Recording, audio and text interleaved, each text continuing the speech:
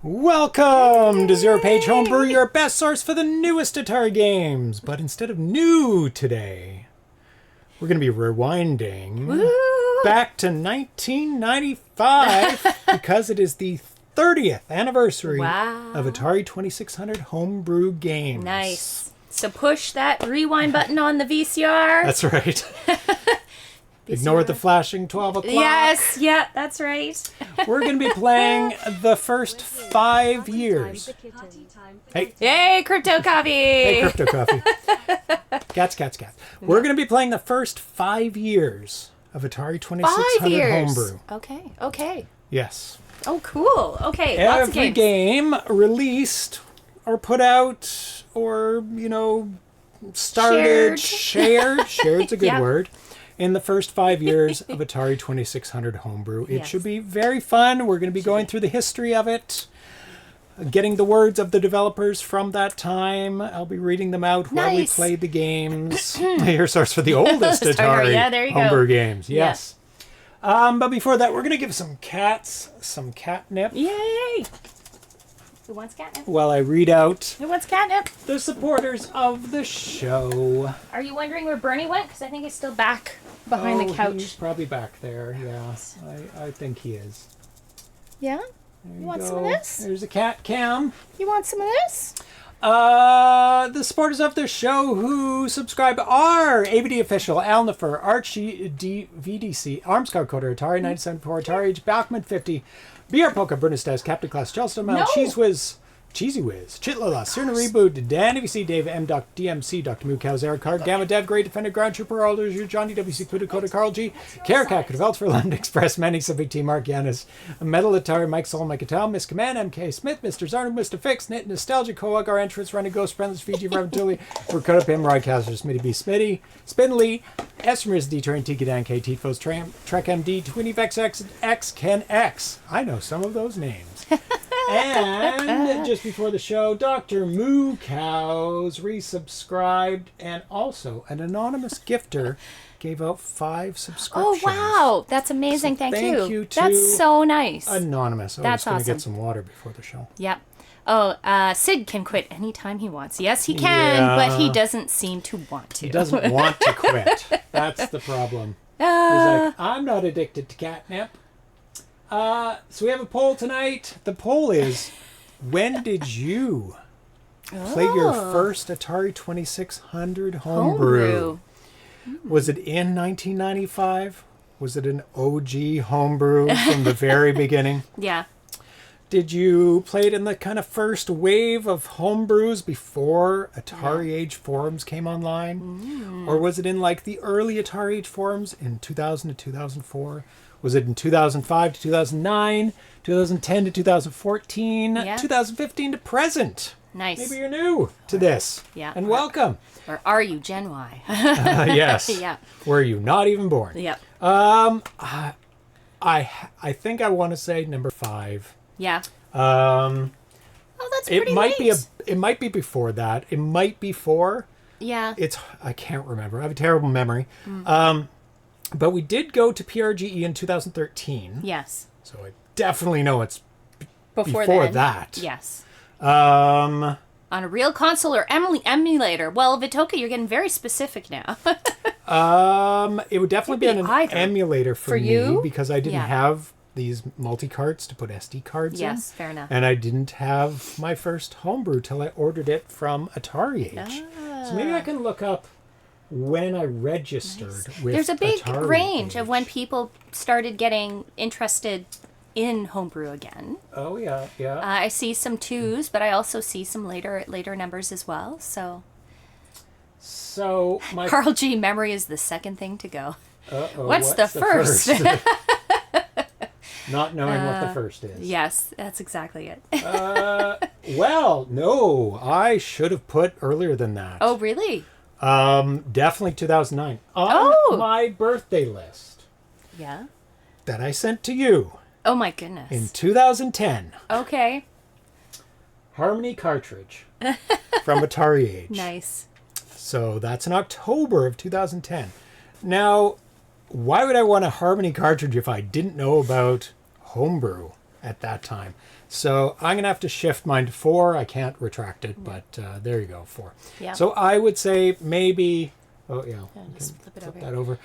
I would say it probably 2008 then, Wow. Okay. maybe. Okay. There Maybe you go. before that. There you go. Number Yeah. 4 for you. Yeah. Now, when did I register in the Atari Age forums? 2013. Maybe I wanted... How would I know about the Harmony cartridge before Registering? Homebrew? It's possible that I was just like, I just want to load all my games on it. Or you just stumbled across it somewhere. Now, I definitely before knew... you really got into the Atari Age. I definitely knew about emulators a long time ago. Mid 90s, because I was emulating NES, a Nesticle. That was the really good emulator back then for NES, and I'm sure I would have been like, Atari as well. I can emulate Atari games, and I would download them. Yeah.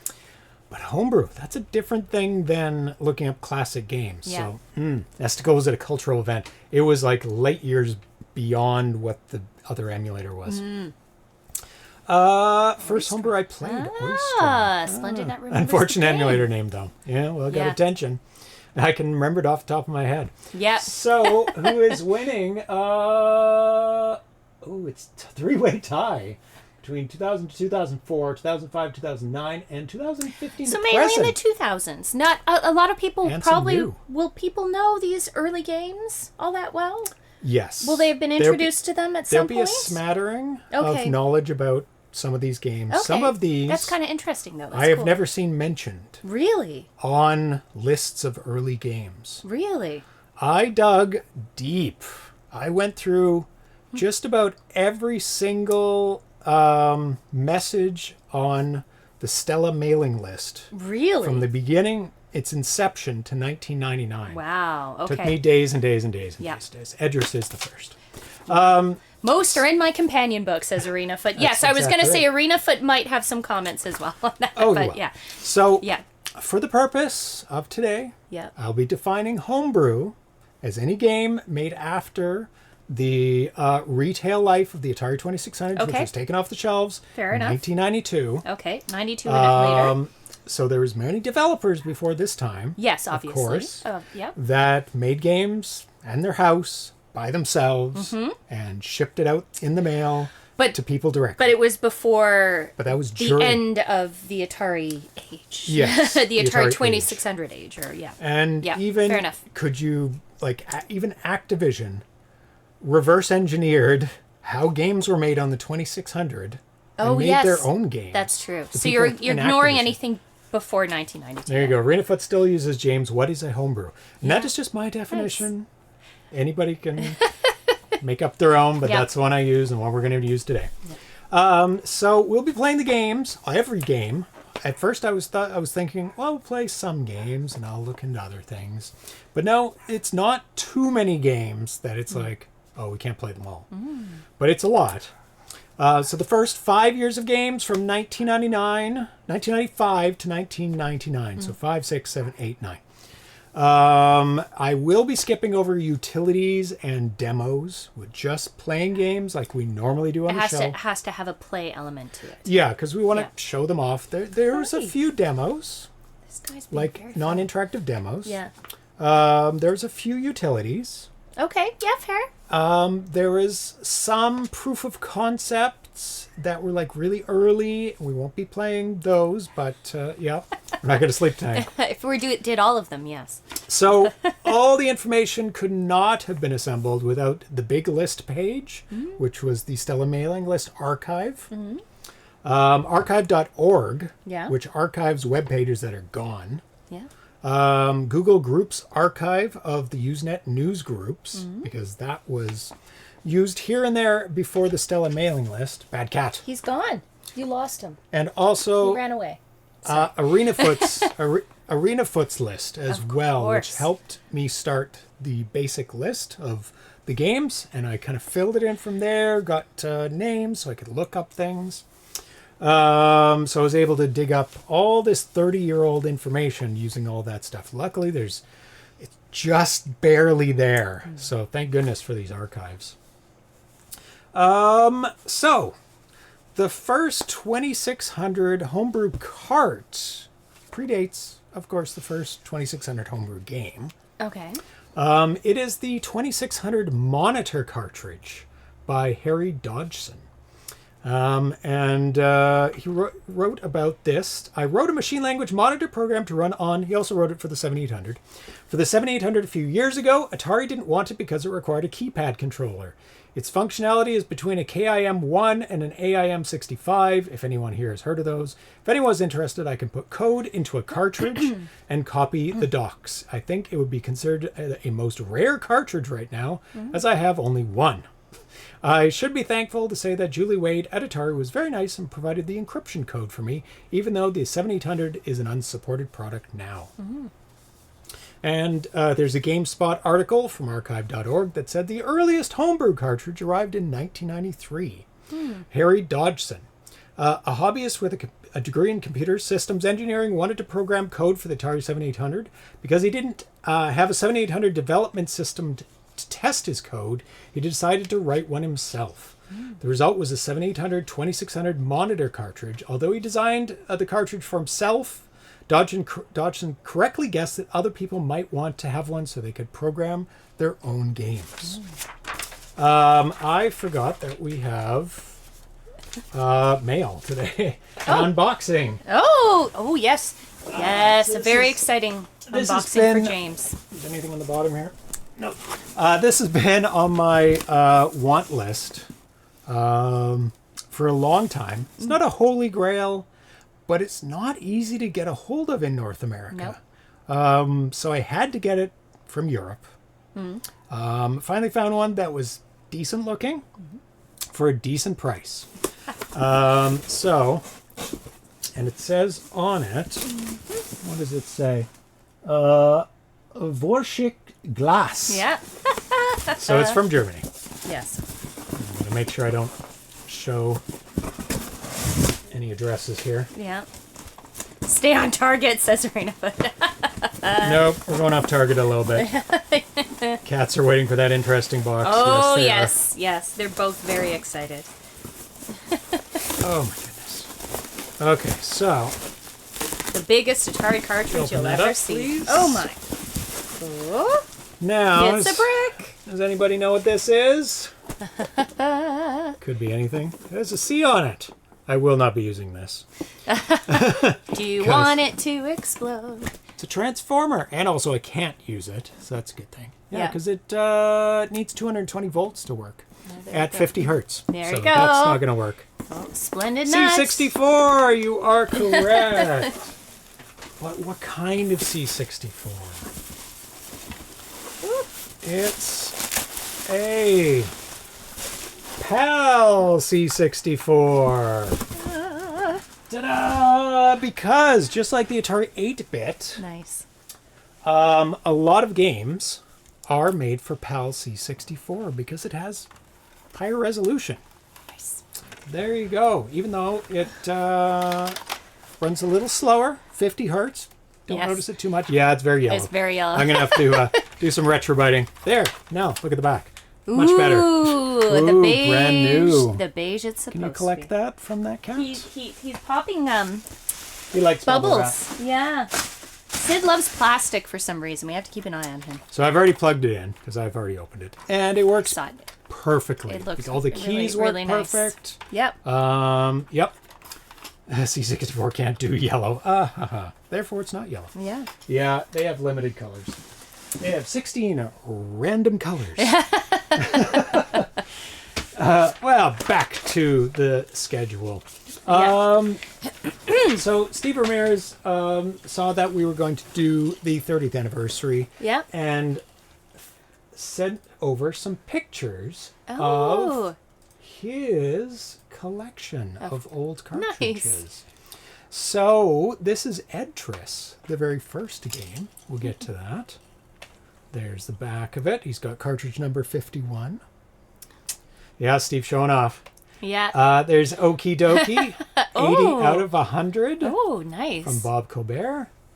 And SoundX Oh, I love these by printed Ed labels. Federmeyer. Yeah. Nice. Old school. And pretty sure I there's had a Mondo printer like that. Pong, Oystron, This Planet Sucks, and Thrust Plus, which technically Nice. falls outside of 1999. A little bit too early. A little bit too late. Oh, sorry, Yeah. outside of 1999. Yeah. Yes, I see what you're saying. There you go. So there's his collection of cartridges, some of which we will be playing. I don't even have those. Yeah. Okay, back to our regularly scheduled Covet, program. yes. So the Nice. second homebrew cart, which you just saw, SoundX, Okay. by Ed Federmeyer. He posted on January 4th, 1999 in Usenet group. I think this is it. There we go. I think I can make that a little bit bigger for everyone. He says, oh my god, get out of here. I've been reading up on the Atari 2600 programming specs that are available here and there on the net, with an eye towards designing a simple 2600 card of my own, just so I can say, I did it. Considering the limitations of the TIA graphics chip in the 2600, how did they ever come up with games like Stargate? I'm thinking particularly of the high-res mountains in the background. It looks like there are more than 40 pixels used to make them, which is the max resolution of the playfield. Likewise for surround, if you need to either reflect or duplicate the left side of the screen to create the right half, how could they allow the two players to draw different patterns? If there are any 2600 programming gurus reading this group, I'd love to hear from you. So it sounds like he has a good handle on the basics of it there. And then, oh, there we go. He released the game July 7th, 1994. Hello, Net. Oh, not the game. Still not the game yet. Still utility. Over the past 6 months, I've been learning how to program the Atari 2600, and I've set up a little development station on an IBM PC with a 6502 cross assembler to generate object code, which I burn into EEPROMs, which I plug into a homemade prototype cart that plugs into my Atari 2600 for testing. Why? Because when I was a kid, I always wanted to be an Atari 2600 programmer. And that's what got me into the computer field, so I could say I did it.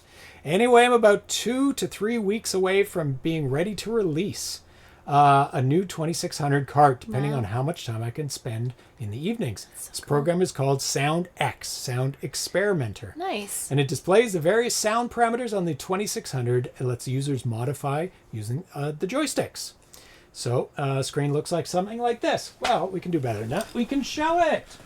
So let's show off the sound generator, the very first utility for the 2600, I guess. And these are all from Usenet posts. So let's go over to SoundX? SoundX, Okay. 1996. That is not. 96. That's not the date. The original date. We'll be using sometimes the most new version of That's it. which is might not have come out the year it Exactly came then. out. Yeah, that's fair. Because some of these have been corrected. Usenet. Yeah. Corrected for proper line count, so they Yep. don't go flip, flip, flip, flip, flip. So you can actually see something. Yeah. So what you do is you can set the type of sound, the pitch of the sound, and the volume of the sound, and then you press the button to make the sound. So that's Nice. truly horrible. Maybe, yeah. Start low. Too quiet. That's too quiet. You can leave it on. Just leave it on. Press the button. And you can cycle through the sounds and the pitches. And some of these will be very familiar sounds. Like there's car sounds, there's noise sounds, there's terrible notes. Am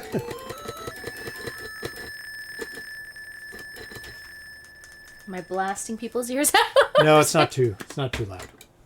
So the other one you can do two at once, but you need two controllers? I Is that think the idea? you need the second one and the second control. So we can harmonize? Well, you might call it harmonize. We'll see.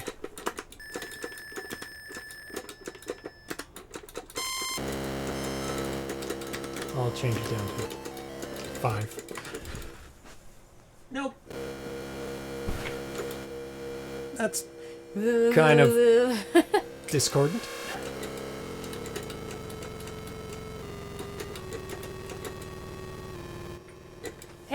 Hey, sir. Sir. See? This is how he was before the show.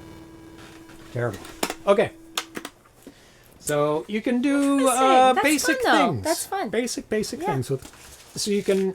He made it so that he could use it for his game, and a lot of developers do that. They make programs so it helps them program their game.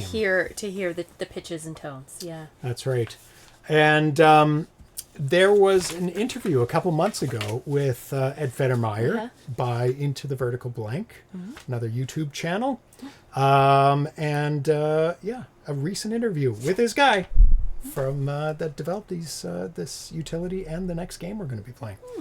I highly recommend it. It's a lot of fun.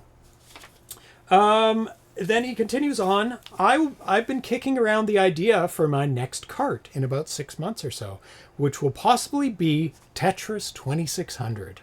Any interest in that? And then he released this October 11th, 1994. Let's switch over to that. Evening ITC and Hey, it's ITC. Kev. Hey, Kev. Yeah. And here is, I think this is it. There we go. Dismiss that garbage. SoundX released for the Atari 2600 October 11th, 1994. I just received the okay to announce the release of a new cartridge for the Atari 2600. The cartridge is called SoundX. The new cart is a sound demo program created by Ed Federmeyer. I can't comment on what it's like it is because I haven't seen it myself. So this is Randy Krefeld from Hoser Video Games, who pretty much released just about every cartridge in the 90s from 1995 to 1999. Wow. Hoser video games. Won't talk about why he's not discussed much anymore now. Okay. But, all right. But some controversy there, or yeah. Okay, but fair. back then, supported did the community. A lot of good. Yeah. Did a lot of good. Yeah, that's all right. So the next one here is an article about the next game we're going to be playing. Tetris arrives for the Atari for the 2600 VCS. This was taken from the publication, the 2600 Connection, number 26, January, February 1995. Hell has frozen over. I thought for sure there would be never any more games released for the 2600 after Atari. Released their last 4 in 1991. But here I am, 4 years later, playing Tetris on my 2600. Yeah. Thanks to programmer Ed Federmeyer and distributor Randy Krefeld. Playing the new software for my 2600 feels great. Ed designed it and programmed the code for the game, and Randy is handling the manufacturing on a limited basis. In other words, Randy is not going to be making thousands of these game cartridges. Ed and Randy sent me a demo copy of Tetris. The demo version does not have any sound, nor a title screen. The mechanics of the game are just like Tetris. However, anyone who has played Tetris on any video game or computer system will be able to immediately sit down and play a round of the game. There we go. So let's pop it in and take a look at the very first Atari 2600 homebrew game ever put out. Edtris 2600 is what he called it. There you go. Back in 1995. This one has been updated many times over. Yeah, a lot of these are not going to be couch compliant. I'm just warning you right now. Because they're old school. It's before I started complaining. Before you started complaining. Oh. About my old bones, having to get up and pressing buttons. Well, to be fair, probably all the people back then weren't complaining quite as much either. So. That's right. Such is life. This is cute. Very cute. Like, it has Works the pieces. Very, very well. It has a score. It drops pieces. It fades the line, which is beautiful. Mm-hmm. Well, it's very functional. And goes on to say posted by Ed Federmeyer in the Rec Games Video Classic news group, of which I was probably subscribed back in then. the day. Yeah. So I used news group extensively from 1991. Okay. Probably to the late 90s, probably, as well. Okay. Yeah. Usenet. Edtris 2600 is here. Yes, this was literally before web pages in 1991. 91, yes. Yeah. The internet was a very different place. Oh, yeah, IRC. Yeah. When did I get on IRC? You had IRC chats for a very long time. Yeah. But I'm thinking, when did I chat on it? Probably not till I made my own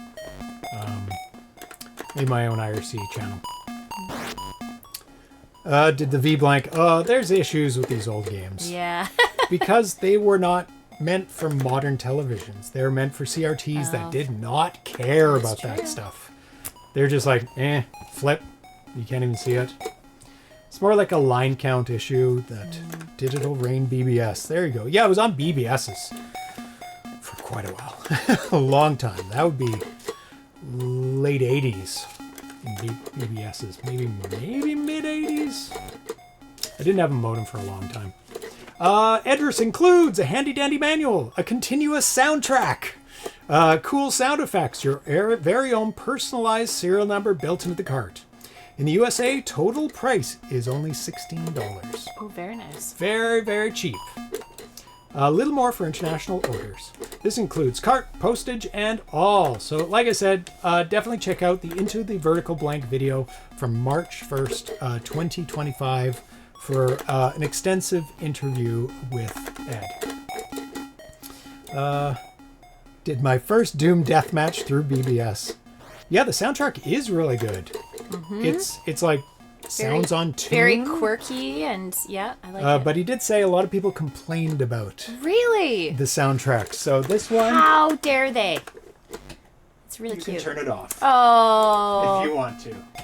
No. And he's a musician, which is the ironic thing. Ed is like a actual musician. Okay. The Fiends. Okay. Yeah. So we're gonna move on to the second game. Oh, almost a Tetris. No. one away from it. Nice. Next game is terrible use of T-block. Yeah. Okie Dokie, which first appeared December 5th, 1996. So literally there was only one game in 1995. Just one, all by itself. It's 1996, Okie Dokie by RetroWare, Bob Colbert. But he got there first. He did. So you can load these now. I don't think I have anything else to show. Oh, okay. So this is not my favorite style of game. Funny kitty. Okay. This is lights out style. But look at that. Flashing on the bottom. Okay. He's got text on the screen there. He's got a huge scrolling text in the middle. Absolutely impressive. Press button? Nope. Sorry. I'm asking too much for 1996. Yep. So what is this? It's lights out. Oh, crap. Yes. Okay. Yeah. Yes. And this is hard. These are always hard games. RetroWare is proud to present Okie Dokie, the first new Atari 26 hit game since Kevtris. You got the name wrong. It's Edtris, but there was a game Kevtris. Oh, was there? For the NES at that time. Okie Dokie is a fast-moving puzzle game that challenges you with 30 preset puzzles and 435 random puzzles. Wow. It seems simple enough. Turn off all the squares. And Okie Dokie is still available in Atari Age even today. So this is like one of the oldest continuously available games. A lot of these games are still available in one form or another from various places. Seems simple enough. Oh, there's a catch. Every time you select a square, it gets flipped. Mm-hmm. If it was on, it turns off, and vice versa. Oh, you're close. No, not really. No. To complicate things further, any square directly to left, right, above the square is also flipped. Okie Dokie was written using an Amiga 1200, a supercharger, and the DASM assembler by Matt Dillon and MakeWave by Bob Colbert. The goal was to limit the program to 2K to get the feel for what classic video game programmers had to contend with. The game will be available Wednesday, December 4th, 1996 after 11:30 a.m. It's very specific when this was released. That's great. And it'll be released as freeware along with the source code. Nice. Let's see what variations it has. Okay. So all these different patterns. There. Oh, I see. So I just rattled off a whole bunch of stuff. Besides the Amiga 1200. That is something that people know about. But one of the things that was mentioned was a supercharger. And this piece of hardware here is a StarPath supercharger, which is the way a lot of people were able to make homebrews in the first 5 years of homebrew gaming, developing. Because, and it was also mentioned that MakeWave was also a tool that they used for this game. So what they would do is create the assembled program and then convert it to a WAV file. Then they could load it on to the StarPath supercharger, which had 6K of RAM in it, and they would be able to load games up to 6K. So that was... This is really quite important in early homebrew to make it happen. Ed Federmeyer did say that he burned EEPROMs, though, and actually made his own chips to put into the 2600. So he was doing it old school. Yeah, I found this type of game. They're hard. I mean, so hard. You have to understand the strategy for it, and I just don't. No, That's I've tried to bottom line. memorize it. It's like, oh, if it's up against a wall, you can do this. If you have one, there's ways of. if you have like this pattern, you can do this and then this. It's kind of like a Rubik's cube, where if you know, you know. If you don't, you just don't. You won't be able to figure it out. While the game was written to be played on Atari 2600, it has been tested on various emulators and works flawlessly on the Atari 13 and A26B15, though the sound only seems to work correctly on Atari 12, older version of Atari 13. So, yeah, this is before Stella. This was just before Stella. There were a couple emulators before Stella came out. And one of the first, let me see if I can go back to my notes here quickly, was actually included in an Activision game pack. So Activision made their own emulator, released in June 1995, called Activision 2600 for Windows. There was a whole bunch of Activision ROMs in the package, in the software, and those Activision ROMs could be replaced with 2K, 4K, and some larger games. So people were able to take their own games and other games and put them into the Activision software and run it that way. Stella came out May 16th, 1996, so this is right around that time. Development was in late 1995. Originally, it was named Stella 96 for when it came out. So it's good they changed the name. Oh, one left to go. I can't do it. I always end up with one. No, it's too hard. I always end up with There's one. also X2600, VCS 2600, PC, Atari emulator, A26, V2600, and Z26. Notice the pattern? They all have 2600 in the name. There's a C64 version of MakeWave too. Ah, very nice. Yeah, I did read about that as I was going through this. Okay, what is next? What's the next game? It's Cubis. Ooh. By Eckhard Stolberg, and this is December 2nd, 1996. So this might be the last in the 1996 Maybe there's only 2. And Eckhard says, hello, everybody. And this is on the Stella mailing list now. This is my first Supercharger game, like I just mentioned. It's called Cubis. And it's just another version of Tetris. But look at this title screen with a menu. That's nice. Very nice. It's got speeds. I'm not consider it finished yet, but it is playable. We're obviously playing a later version. It says 1997. Color. Ooh, lots of color. Color every different, every line. It tells you what level you're on and your score. Very nice. I'm hopefully found all the major bugs, and I can't think of anything essential that is missing, so I'm deciding to ask you to beta test it, especially the NTSC version. Since I only have a PAL set up, I can only really test the PAL version. Can somebody please test the NTSC version and tell me if it works? Yep, works good. A little late, but 30 years later. What colors it displays. Tried it out on an emulator and displays different colors than my PAL. The controls. Push the stick forward to start the game, and to advance one level, push backwards to drop the stone. Press the button to rotate the stone. Push left to right to move the stone left to right.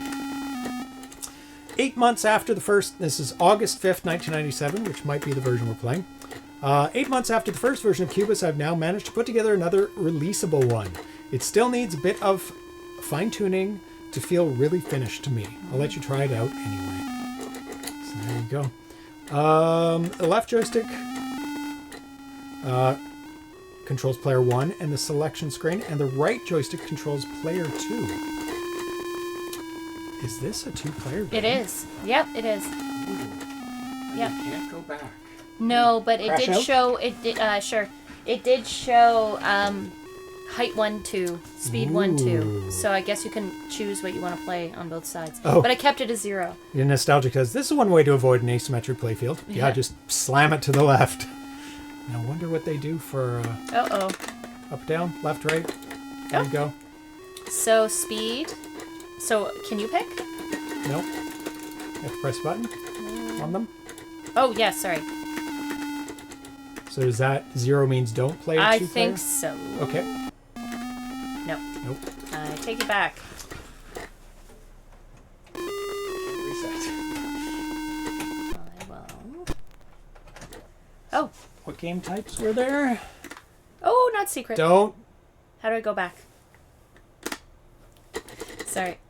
You're like, ah! So Don't click on the secret. There's always something in secret.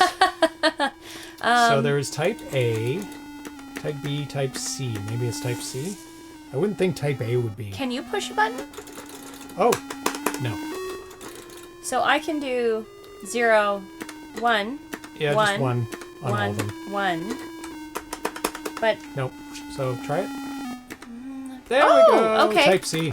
I guess you have to. So much for asymmetric playfields. Oh, look how pretty! It's so That's pretty. Look at the nice. colors. Oh, I'm very impressed. Well, I can see why he made this game because it is quite something. 2-player Ow. Tetris game. Is that a naughty cat? Yeah, he stepped on my hair. He likes to. Accidentally. No, there are no accidents in cat work. Accident on purpose. Accident on purpose. Cats are on the loose. Yeah. Where? Correct. Naughty. Correct. Naughty cats. Thank you, ABD official. We do need that warning. He's licking my hand now. Oh, he's saying trying. sorry. He's interfering. He's like, Oh. no, I want James to win. I'm gonna tickle my hand with your tongue. I'm gonna tickle your hand with my tongue. Here we go. It's a Tetris. No! Boom. Oh my goodness! Oh. Oh, that did hurt. Oh, that is cool. I like it. Yeah. This is really nice looking. So this is a big step up in homebrew in terms of it's got a menu. It's got some weird noises. I wouldn't call it music, but it's got 2-player. It's asymmetric play field. It's super colorful. Really nice. Oh, I was just about to Tetris you. Nope. Don't. Well, I'll let you do it. No, I Suggestion for Harmony. Allow hidden directories that are only shown when color black and white switch is set to black and white. That's very limited use case, but I would appreciate it. Come on. No, you're not helping me at all here. You'll have to let Fred Quimby know about that one. Secret? Yeah, that's where I do beta testing for new unreleased games. Hurry up. Do your thing. There it is. I can't. Don't block it. There you go. Do your Tetris. Didn't hurt you. No, because I'm too good. Oh, that wasn't fair.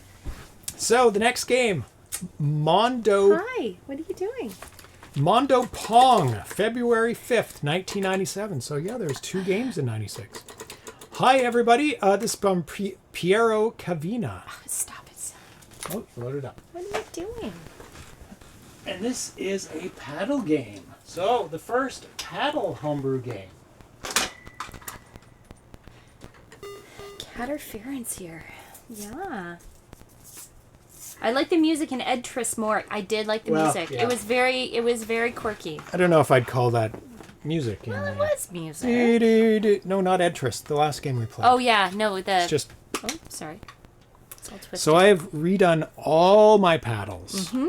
All of them. They shall be perfect now. They should be perfect now, unless cats got into them. Well, that is a given. So, February 5th, 1997. Hi, everybody. In the best Supercharger tradition, please find enclosed a preview release of my very first game for the Atari 2600. You can download it to an unmodified Supercharger, burn an EEPROM, or run it on emulators. I tested on PC Atari Emulator 1.5. Remember, it's only a preview, and it can't be played. But this one can. Oh, nice. Mondo Pong is currently PAL only, although it might work on NTSC machines. I don't know. Then he goes on, January 27th, 1998. This is still the 97. 97 version? Okay, as I thought, I've had no time to do something new, so here's something old for you. This is the latest version, unreleased, if I remember correctly, of my very first project, Mondo Pong. That's why it's still dated 97. He released an old, unreleased version in 98. An evil variation on the Pong theme. I played it today after very many months. I found it pretty silly and annoying, but I like it. There's 8 variations based on the combination of 1-2 players, score limit, 15-45, normal, hard. So, let's play. This game is super, super evil. Does it mean? It's crazy. I'm left. Ugh. So it has to, if it gets by you, either one of them. Are you playing? Are you going to play? Can you play? I'm playing. I'm the left. No, you're not. What am I playing? Oh my goodness! I thought I was you. I just said I'm the left. Yeah, but I thought you were wrong. Because I was moving. I was obviously moving with you. That's so funny. Doesn't seem to have hurt your score though. It doesn't actually, which is kind of funny. Look at these loopy loops. They're funny. Two points for me. So they sometimes go back on you. Oh my god. Oh, come on. What is there, a hole in the Pong? So this has got... Oh. Did I win? Oh, just barely. 15. 20 years of 2600. Nope, 5 years. Oh, are we playing again? Nope. Nope. One more game now that you know which player you are. Yeah, that helps. Thinking I'm lying. Did. Thinking I'm wrong. I was moving. I was like, oh, I'm moving. Well, I guess it stands to reason that you would move the same way I would if you were going to guard against balls coming your way. Ah! No! You're winning. There's nothing like kicking the ball back on yourself, too. Yes. They're all getting through. Stop it! So, 2-player Pong. Oh! It has CPU as well. Oh my god, you Did I beat win? me. I Yes. won! Woohoo! Nice. And it's supposed to have, it has on the screen, normal, Hard. 1-player, 2-player. Oh, it's how many? It's how many points you need, I'm guessing. So you play the computer. I'm playing the computer? How do you start? You are playing. Am I? Nothing's happening. You are controlling the left hand. You've lost a Oh, point. no, 2 I know. points. But nothing was happening. The balls were just going nowhere for like a long time. That's why I was like, what's going on? Oh, I think you have Has pressed it the button. started? I did press the button. Oh. It was very interesting. Ooh, he destroyed me there. At the bottom of the screen, James, 20 years of 2600. What? Oh, on the bottom. Oh, yeah, at that point, there's 20 years of it. And in 2 more years, it'll be 50 years of 2600. Oh my gosh, this is so hard. It's a hard game. It's hard against the... Oh, are they perfect? Oh my god, almost. Oh, they are. Look at me. I only got one. I scored 1 point on him last time. Oh, it's actually so smart. It avoids them coming backwards, too. It's terrible. Oh my Wow. god, that's really hard. So, very cool. It's got a continuously scrolling top. An AI, which doesn't seem to be moving. No, it doesn't. Oh, Oh, you're playing It now. reset. It forgot. Yeah. And yet, somehow, you're winning now. There we go. That's so funny. This reminds me of the football game. You can cheat by wrapping around the other side of the screen. Yeah. Mattel Yes. electronic football. Yeah. Funny. Okay. On to the next game of 1997. This is INV. Oh, if you start with paddles, It doesn't like it. it if doesn't you, like it. It thinks you're using paddles in the menu, which stands to reason. What? INV, but we're going to play an INV. early INV first. Okay. That one. That guy? Yep. It's a Space Invaders clone. Erik K Mooney posts using playfield graphics to display a 11 by 15. Press button. Nope. Old You school. know how it works. Old school. Very simple. So, very clever. He used playfield to represent the invaders. And it works really well because it's very hard to display that many players. So he got them blocky, he's got some animation, got a little bit of graphics going on in them. Game select toggles between single player and 2 players simultaneously. And game resets begins the game, and black and white switches are not used. Oh, so we can play 2 players in a second. Ruffin Bailey, in almost a year and a half later, asks, when could we expect the final version? I'm afraid I've forgotten what was left to be done. Wasn't there just a blacked out player 2 tank to remove and a few shield issues? And Erik Mooney wrote back, whenever I have some time to try and plow through my way of mess of a code. The shields issue was an invaders' bombs don't damage the shields. Yeah, they look still perfect. Yeah. Except for your shots, I guess. There's a number of other things that need to be cleaned up. Scoring for the invaders and saucers need to be fixed. The saucer timing isn't accurate. Extra life at 1,000 points. Probably a few others. So this is an early version of the game. Nice. So we're going looks to very good. go to the newer version and then play 2 players. As soon as I grab the cap. Oh, how did he get up there? Is tricky. You can use the right and left to page through. So this is Plus? INV Plus. 2004. Yep. And we'll play 2 players on this one. There we go. Nice. And you can see They kind of collapse. they collapse now. Very nice. I don't know if he's using, probably using a player character for that, but yeah, it gets pretty small. Or it could be using the ball. Or the missile. Any one. Ah, it got me. Ah! It's a UFO! Why'd you die then? Oh, I just got missed died it! again.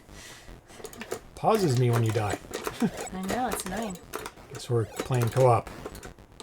Well, we have our own scores. Thank goodness. And our own lives. Get it! Get it! Oh. Good job. So, very, very slick. And that's what the 2600 is about, is overcoming limitations by using the strengths of the 2600.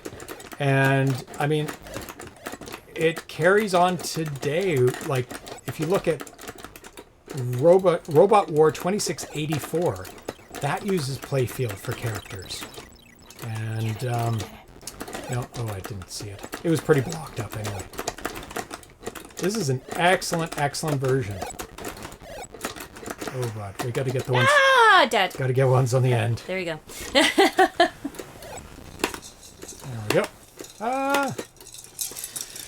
Really, really good. Good game. Yeah, I do like that effect. Federmeyer says, is that the player's missile or the ball cycling through the possible widths? It could be either. It's if it's the same color as the... It's a different color. So I'm guessing it is either another player, but I doubt... Well, no, because you can only shoot one at a time. So with 2 players, you'd be able to shoot 2 of them. So it could be anything. Could be the missile, because it's... Looks like it collapses from 8 to 4 to 2 to 1, maybe. Which also... I don't think he'd use a player. So it's probably the missile.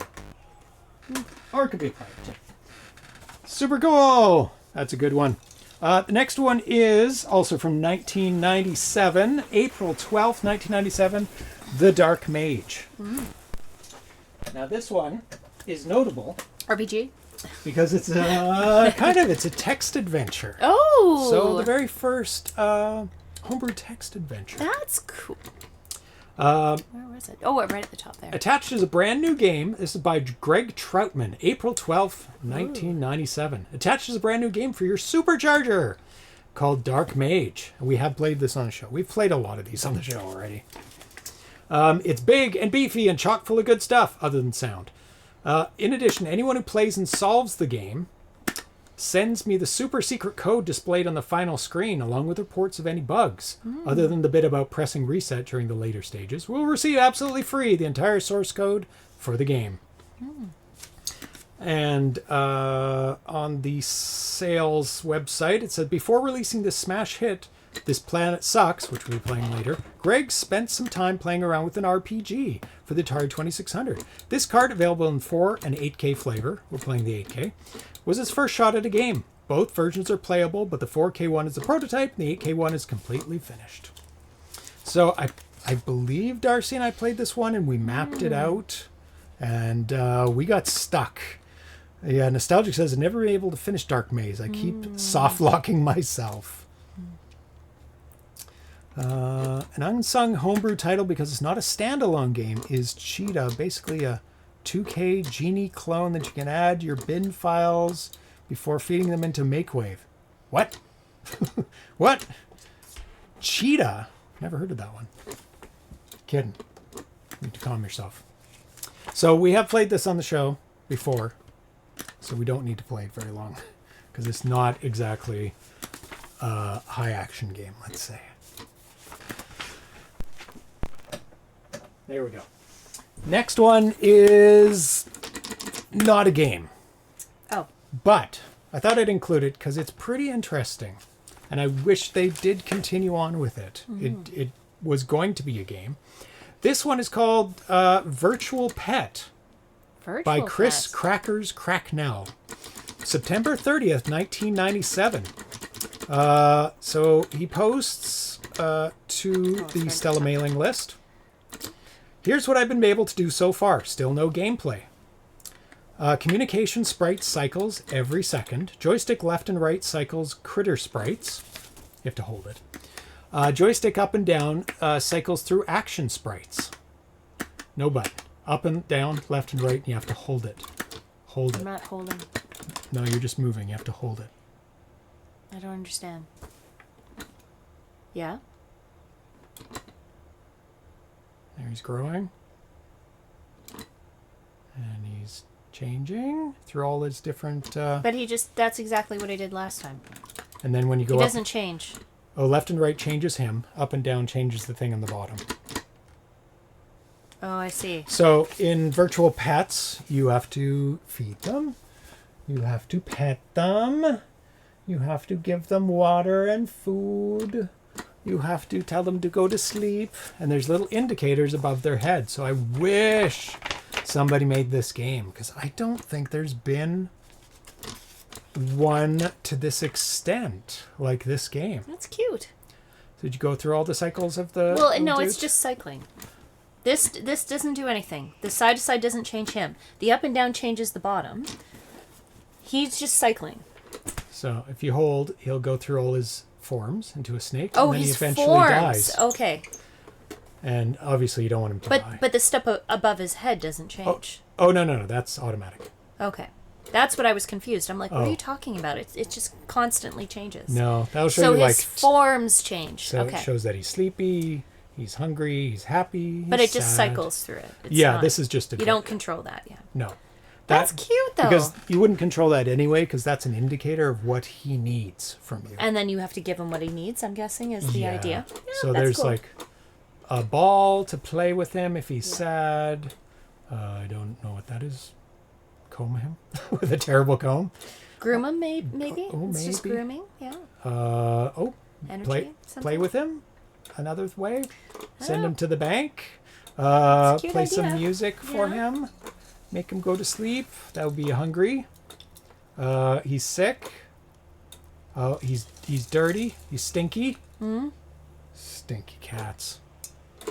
So it looks like he had Virtual the pet. complete proof of concept for this. But he didn't fully implement it He as a didn't- game. Yeah, he didn't do Yeah. any of the logic behind it. Right. And I am learning that with my game. pets. I should have done this. Oh, Like the complete proof of concept first. Rather than I've done a lot of logic now. yeah. And now I have to change my kernel. Oh, because yeah. I didn't have everything that ever Yeah. needed to be on the screen. Yeah. But it's just my second game. Well, yeah. you're learning as you go. Yeah. What's up with this guy? He's being good. Don't he's just being very quiet back there. don't mess with him. Is that good? I don't know if that's good. I feel like he's in wait. Oh, he's attacking something now. The next game is another Tetris game. Yeah, bring This on the one's- Tetris games. This one's Tetris 26 from 1997. There's a new Tetris clone for the 2600 on my page by Colin Oh, Hughes. it's pretty. I love the colors. Oh, it looks better on They the all- system than it does in the emulator. They all have their own. It's yum time. Ah, is it Oh. time? Yum. Oh, Sid's excited. Thank you, Nostalgic. Yay, nostalgic. Let's clear this out. Get things prepared while Tanya plays. For a little bit, yes, but it Very is tree colorful. time, and the colorfulness of it is a they all have their own kind of spin on Tetris. Like Which is nice. this one, Super colorful. it's colorful. It actually shows all the defined blocks. It keeps the blocks as they drop down. Each line has a different color. Yep. Beautiful. Yeah. And the little spaces Starts in very between fast. Yeah. are not insignificant. That is Nope. challenging to do. It looks really nice. I mean, once you know how to do it, it's like, oh, okay. But still, it's still challenging. Takes some knowledge. Oh, what is this? Why isn't this working? What isn't working? No treats for you. Manage prediction. No. What? What's Oh, wrong? never mind. I got it. So which one did You're they do? freaking me out. Now I just messed treat, it all up. Treat bell. Treat bell. Okay. That's all messed up now. Oh, no. You just it moves very Distracted fast. you. Yeah, you did distract me. I'm gonna blame you. Okay. Time to bet on the kitties. I don't even care anymore. Actually, it does a little. It overspins a little when you're playing, Oh. but yeah, it's treat time. We've got Sid in one corner. We've got Atari in the other corner. Which No, you're not allowed running outside. There's no running outside. cat is hungry to Yeah. win? They're both Both hungry to very win? hungry to win. Oh, nice game over too. Full Yeah, screen game very over. nice. Very nice looking. The lines in between are triple replicated players of 1 pixel width. You got Yeah. it, Nostalgic. You got it. Yeah, Took me a Carl's minute, favorite too. visually. Yeah, I really like the colored lines and Oh, the cycling gorgeous. through of the lines. Absolutely gorgeous. Very nice. Okay, kittens. They've got... How much time do they have left? About a minute, I think. We've got bets on everybody but Sid 5 Plus. Oh, some big bets for Atari. They think you're really hungry. What do you think? They feel like he has an Gonna beat advantage. Sid? Sid got way too much catnip, so...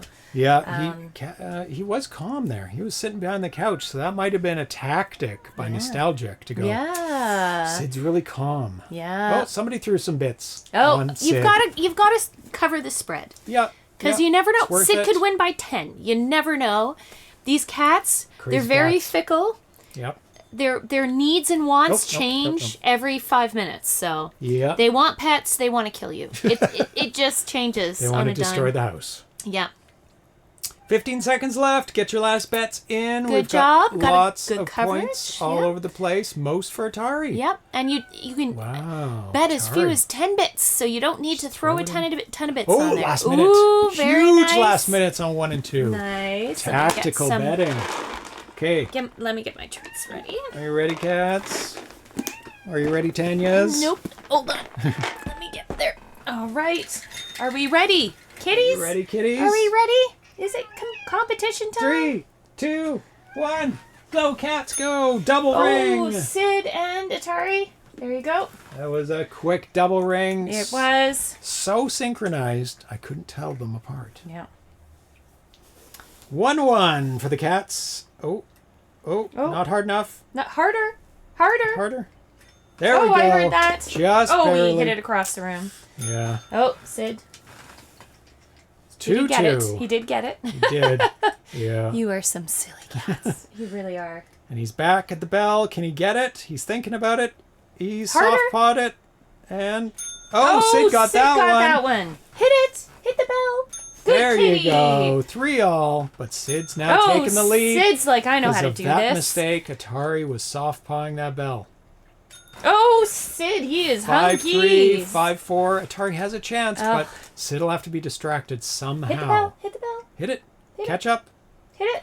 Yeah, Oh, there we good. go. Atari's caught up, but Sid? no, Sid's still ahead by about 3/4 of a You're hungry. of a Hit the treat. bell. Hit it. Oh, Who's got it? Oh, Sid. was it Sid? Yeah, it was Hit Sid. the bell. Harder. Smack it. There Good you kitty. go. Oh, no. Gotta put it down. I in front did, of but him. he smacked it. He's a silly cat. He is. Now he's taking all this time to eat it. There you There go, we go. It's now Hit the bell. 8-6. Sid. Oh, that good doesn't kitty. That count, was a but- good one. Yeah, 8-7. It's soft paw. Here's your chance. Oh. No, it's now game point. Atari, Hit it. come on. Hit it, Atari. Catch up. Come on, Atari. Eat it and Oh. then ring. Just distract him by doing something. Okay, ring it. Quick. Ring the bell. Quick. It's your chance. Oh, No, Sid it's all got over. it. It's game Good point kitties. for Sid. Good kitties. Sid by 2. Atari got close. Got really He had close. so many opportunities, but he squandered them. What if you drop the treats through a dice tower? I don't know what that is. Well, that would result in one cat waiting by the dice tower. Yeah. It would. One would ring the bell, the other would wait by the dice tower. Yes. And we'd have to do that, we'd have to have 2 dice towers. Section them off, the 2 cats, put them in enclosed Good cages. kitties. Good kitties. Good kitties all round. So who won with Sid 1-2? There was a pretty big group. Oh, there was. The We're- last minute, they snuck Good in. call. 3K. I think that was a good bet. ABD official. Woo! Good job. Ratio of 2.2 to 1. 6,000 Nice. And points. 2 others. Yep. Yep, 2 other people we Good don't job. know who they are. Good job. But- Way to oh. call it. Oh, Arena Foot. Good job. Excellent. By 2 whiskers. Yeah. Who else? Don't know. Gotta The- love. Yeah. Gotta. Renafoot drops in and wins. Yep. There you go. Congratulations. Another step up in terms of Tetris. Yep. Great stuff. The next game is very complicated. Mm-hmm. We did play it on the show once. We will not be able to get into the rules or even figure out how to play it. We'll just be looking at it. It's called Domino by Eckhard Stolberg. November 15th, 1997. Still in 97. This is nothing original, and I have much time to do lately fine-tuning, but hey, it's better than nothing. It's an Aishido clone. I couldn't come up with a good... Oh, people can't see it yet. I don't know this game. So you have to, I think, press restart or press a button to start. No, I think it's reset. There you go. So how does this work? So basically, the basics, which is totally terrible, you have to match colors with other colors. That's your next color, which is orange and blue. So you have to match it like next that. to orange and blue, or a blue next to a blue, orange next to an orange. That Oh, kind it's of not thing. orange. Oh, I see. 2 shades Can you of flip orange. them around? No. No, it can't do anything. So there you go. So that can go on the green or an orange. That was a perfect match. Green, orange. But I'm Something like that. To place it near one stone, the new stone has to have the same top color or the same bottom color as an existing one. Oh. So that was right, because it had the bottom Oh, the same. so it doesn't matter which one. No. To place it near 2 stones, one of them has to have the same top color and one of them has to have the same bottom color. So let's read about 3 stones in that spot right there. To place it near 3 stones, 2 of them have to have the same top color, which is impossible for that spot, and one has to be the same bottom color, or vice versa. Oh, so you could place one there, it has a blue bottom and a green top to the left of the green. Obviously, you have to wait for that one. No, but I can't do anything. Have I lost? Oh, no. But I'm confused, so you can't place it near 2 stones. You can. Or can I place it around the corners? Oh, no, it was working. Oh, I thought you... You have the corners. I didn't okay. realize the corners were available Okay. too. Well, there you go. Yeah. So did you hear about 2 stones? No, One top? I'm very confused by that. So what is it if you have 2 stones? If you have 2 stones, it has to match one top, one bottom of each of the stones. Doesn't matter which one. Okay. So obviously those 2 middle ones, I can't. They're very similar. One top and one bottom. So I have an orange and purple. It's the wrong orange? No. So it won't go near either of these. One top? So you can put it up there because it matches an orange. Yeah, on but the I'm right. talking about 2. It Yeah. has, oh, it's the wrong purple. That's why. Yeah. Okay. And this wouldn't go here. No, because that's the wrong orange. They chose some very, very similar colors. Yeah, that's really hard.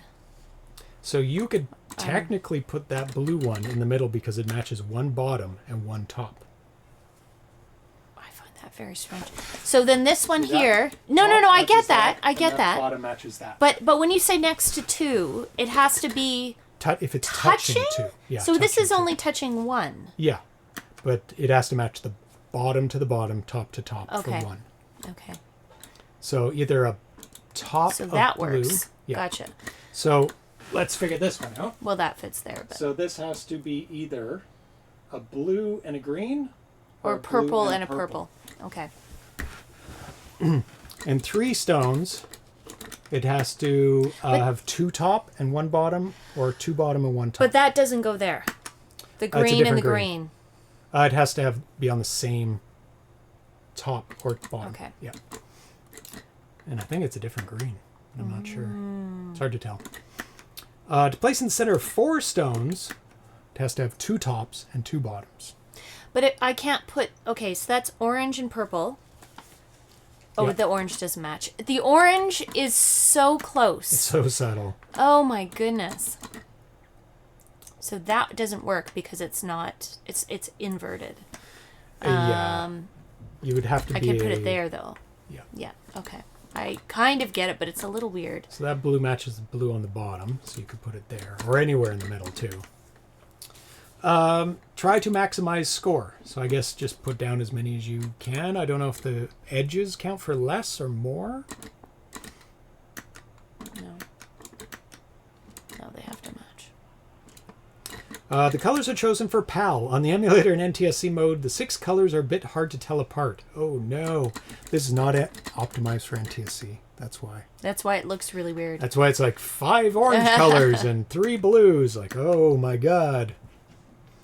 What's missing is a better random generator for the initial board setup. Other suggestions or bug reports are welcome. So, a very, very good puzzle game. Mm-hmm. So, for that piece there, it has to match 2 tops and 1 bottom, or 1 top and 2 bottoms. Okay. So, it would have to match. It could be a blue and a purple. Blue on top, purple on bottom. Or purple on bottom and blue on top. That's the same thing. You kind of want samey when you're surrounding one. So, and you want to build out as cleanly as possible and not leave spaces because the spaces are hard to tell apart. Or hard to match up.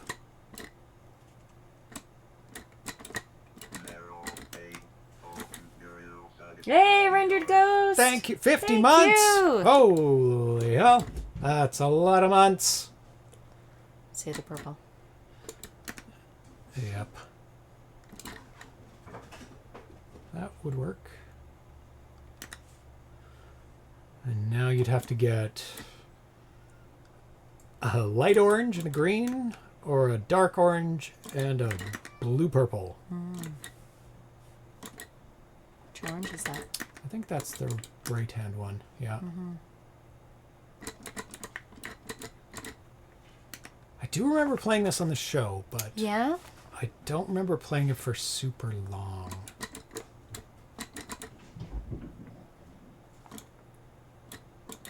Probably because it's like empties the dance floor. It's good on your own. Yeah, it is on your own game. Yep. We're gonna move to the next game. Empties the dance floor. Yep. And as soon as we move past 1997, I'm going to read out some. Any flickering there? No, I didn't see any flickering. It was quite good. And a lot of colors. Very impressive. With the colors. Doing tons of colors on the same line is super hard. Minesweeper for 1997 by Sören Gust. December 5th, 1997. Sneaks it right in there. Is it? This is my, so this is originally posted about August 8th, 1997. Keep going. There it is. There it is. Lots of Too many titles. games. Yeah. Yeah. Woo, Minesweeper. Uh-oh.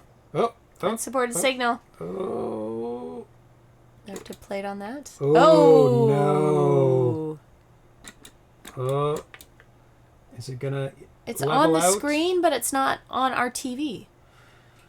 Yeah, because it's... That's unusual. Let's see if I can get it. That doesn't There usually... we go. Oh! That usually doesn't happen, but... Okay, I think you have to... Let's see if it'll flip out again. Yay! There we go. So, same rules. You can't plant flags, so you have to keep track. Oh! Sorry. Play better! In an open space. Well, ones aren't bad to play. Don't do that one. Don't do that one. Why would you do that one? There. Oh my god. Find a zero. Can I? No, don't do that No, one.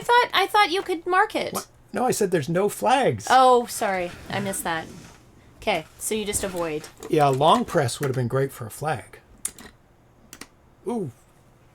Go to the right. Ah! Right, left, yeah. There we go. We got a zero. This is my first attempt at programming the 2600 Minesweeper. This is not a final version. Obviously, this is the final version. But it's complete enough for some compatibility tests. As I live in Germany, I can only test it with real PAL Ataris. Here you Oh, you're making it. You're getting there. So Don't die. That's one. We watched a whole video on this. I haven't played this in so... On Did we? Code Bullet. He got a computer. Oh, he got a computer to play. to play Yeah. An Well, AI to play Minesweeper as fast as it could.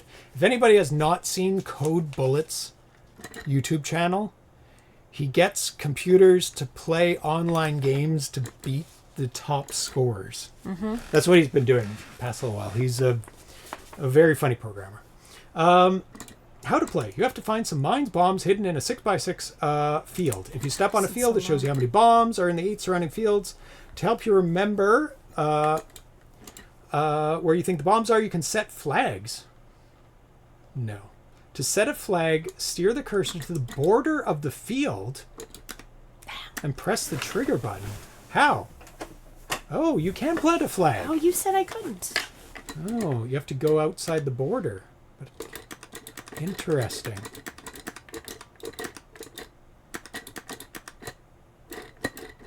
You can plant flag. Oh, Nostalgia says as well. Move the cursor to the border and then press the button. The border color will change. But how does it know where you're planting the flag? Like, oh, I see. Press the button. Then go back in. Now you're planting flags. I see. Oh, that's works. Cool. I would have done long press. You don't have to go out, come back in. Just hold it down and it'll go flag, and then you can let go of the button. And then to get rid of the flag, you can hold it down again, go back to a question mark. But that's a cool way of doing it. Nice. So it's perfect Minesweeper. All 5 missing features. After power up, you always get the same field. No sound. You can't choose the number of bombs. There's always 5. No source released yet. The final version will be freeware. And then he said, I've just put version 0.99 of Minesweeper 2600 on my website. As the version number suggests, it's not yet finished. Still no sound, and the gameplay needs some fine-tuning. This is the one we're playing. I won't develop it any further for some time, as I need a break from the 2600. And he never came back. It's a long break. 30 years. -3. So I think while Tanya's playing this, I'm going to read out some, because I asked people in the thread for some of their big moments in 2600 homebrew history. Crazy Climber said, yeah, I played the game of Thrust Plus like a year ago, and it felt the same nostalgia when I rediscovered my Atari 2600 again. It was weird, but I guess it'd been over 20 years since I originally bought it. Thrust Plus. Mad Mike says, I remember those hoser releases. It was like, there's really a life for old video games beyond Christmas toy status. Surfing as a 12-year-old at the Auburn Draughton Library. Oh, you stuck? Can't be here. No, it could. No, because the 3... No, it has to be here. Right. If it's here, it's not here. And then there has to be one here. Damn. It's not here. It's not here. Not that that helps me. Ooh, what? If it's there, 3. that's 2. That's not there. No, it can't be. I think it has to be here. Could be any of those. 1, 2. 1, 2, 3. Could be any of those. Could be any of those. Ugh. I think you're stuck. Yeah. Oh, you did it! I guess you can do it without the bomb. Logic my way in. Yeah. You do it once more, and I'll... I love Minecraft. I haven't played it in such a long time. Minesweeper. Minesweeper, sorry. Not Minecraft. Mad I've never played Minecraft, actually. No. Mad Mike also says, I remember when Boulder Dash was a mere Atari Age conversation I read while lurking here in 2003. Crazy to think how it's now on my own Atari at home, and there's even more advanced sequel in the works. Batari Basic. That opened the doors to amateurs like me for making functional video games for the 2600. Thrust Plus still in my top 3. Yeah, it's a good game. So well programmed. Emer, E-M-E-H-R, said, I seem to remember discovering Homebrew from some combination of Stella, which came with, I think, Elk Attack and Okie Dokie, and the Rec Games Video Classic News Group. This is probably the late 90s, early aughts. I got curious and dabbled. Oh, no. I messed that up. Oh, I put 2 next to each other, yeah. I got curious and dabbled in 2600 programming back in 2003 when Andrew... Oh, my goodness. No, sometimes you have to hit a spot. Yeah, it's so random. There you go. Good start. Gotta get an entry point. I remember trying to nail down getting a multicolored, multi-frame character to walk around the screen. I was always impressed by memorable video game animations, whether it was escaped hostages running in 7800 Choplifter, or the little guy in Zybots strutting down corridors. So I wanted to see what I could come up with. My little demo didn't end up as a game, but K Israel did end up using the code for his Player Pal 2600 web app, which I'm pretty proud of. I'm just happy it had some purpose in life. Pitfall Harry said, I thought Gamma Attack by Gamation was the first homebrew release in 1983. So he says homebrew happened before 1995, which you could term it as homebrew. Somebody making in their home, not a corporation, doing it on their own, selling their own cartridges. But that's a different definition than what I use. It was distributed as a limited edition of 100 copies, each individually numbered and signed by the creator. So that makes it a physical homebrew too. Robert L. Eskin Jr. was a genuine homebrewer, not a company, not affiliated with one. He wrote Gamma Attack when the Atari 2600 was the peak of its popularity, at a time when Atari 2600 development tools were available to no one other than to professional Atari developers. To written that game and distribute it as a cartridge in 1983 is not merely groundbreaking, it's absolutely incredible. Are you stuck? 3. No, that has to be it. Never mind. It does. Yeah. Yay! Oh, I guess you have to flag it. Yep. Oh. Yep. Didn't win. No, that's it. It's a mistake somewhere. 1, 2, 3. When? Oh, yes, there is. Which one? Well, the bottom one has to be one. Yeah, no, it's it's this one or that one. Oh, it's the top one. Yeah, that has to be there because of the 1. Nope, because there's one on the right. Oh. Unless that's wrong. You win! Yay! I knew I had something wrong there. Very fun. That's a very That's very fun. It's very functional game. Minesweeper. Great Minesweeper. Yeah, It's very got functional. everything you need. Yep. Our TV has to sort itself out. You didn't like that game. No, it didn't at all. It Didn't really expect that. chunked along trying to figure out what was going on there. I'll let it sit for a while and think about what it's done. Think about what it's done. Or it's not doing.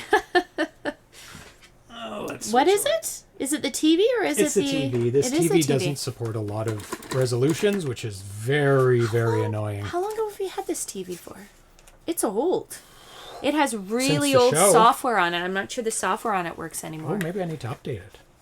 Well, it's That might help. ancient. Can you replace software on TVs? Or is that not a thing? Yeah, Ethernet cable in the back. As long as the server is still going, here's the new firmware. But I think that the Sony software, they don't put that on their TVs anymore.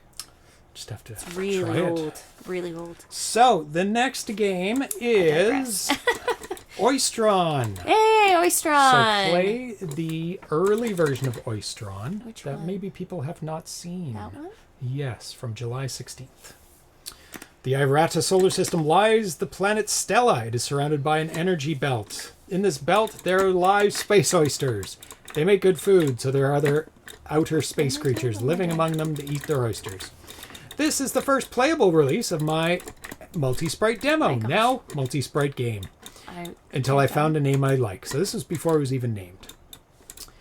This is definitely not a demo, but rather an early alpha release. Player control with acceleration, deceleration. Please note that 3 parameters defining players' behavior are chosen for this release. Could not be definitive. Please tell me if you like it this way. Energy bar, although there are infinite lives. Yeah, because I'm just dying over and over again. Yeah. It's a lot going on the screen. It's a lot. Yeah, it's cute though. 1 line of balls was dropped from memory, time, space. A nice graphical effect for the frozen balls. Many hidden adjustments in the code, including a 160-byte table used to convert from X positions to FCX positions that takes place of the well-known routine. This was done to save RAM, CPU time, and more important than ROM at the moment, including tables. Now the code takes about 2.2K. I can't almost believe this. Comments are welcome as always. Yeah, I'm going to have to make some alterations to some of the well-known routines because my game is so tight. Is it? On timing in the kernel. Oh no. I'm going to have to custom make some alterations. So, he said, July 9th, 1997. Don't think I've dropped my project. Here's the latest version. Do you remember the first playable version? I had to change many things. Release now. Now you get a spaceship with double bullets fire. Seems to be this one, actually. Lots of animated enemies with explosions. Low-res scrolling background you can wipe out and bounce against. Maybe it's not this version. Oh, yeah, you can bounce. Hopefully we'll be done within the summer. Okay. Now we'll play the final version. Very different from the final version. Oh, yeah. That's why I wanted to load up the early one. Yeah. But it has the basics of it.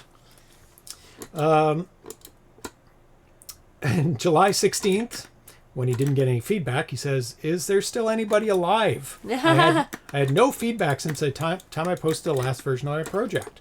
That didn't keep me from working on it, but I need some psychological support now, or I could throw all the files away and go out and buy a PlayStation. Is that hurting you?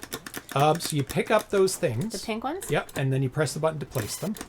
And you're trying to make full horizontal rows. Of the things? As you place them, you make a full row. And those things, if they get to the end, they can steal. They can steal your stuff. Things? These guys? Yeah. You can chomp it. Some of them can steal them. Oh, crashed.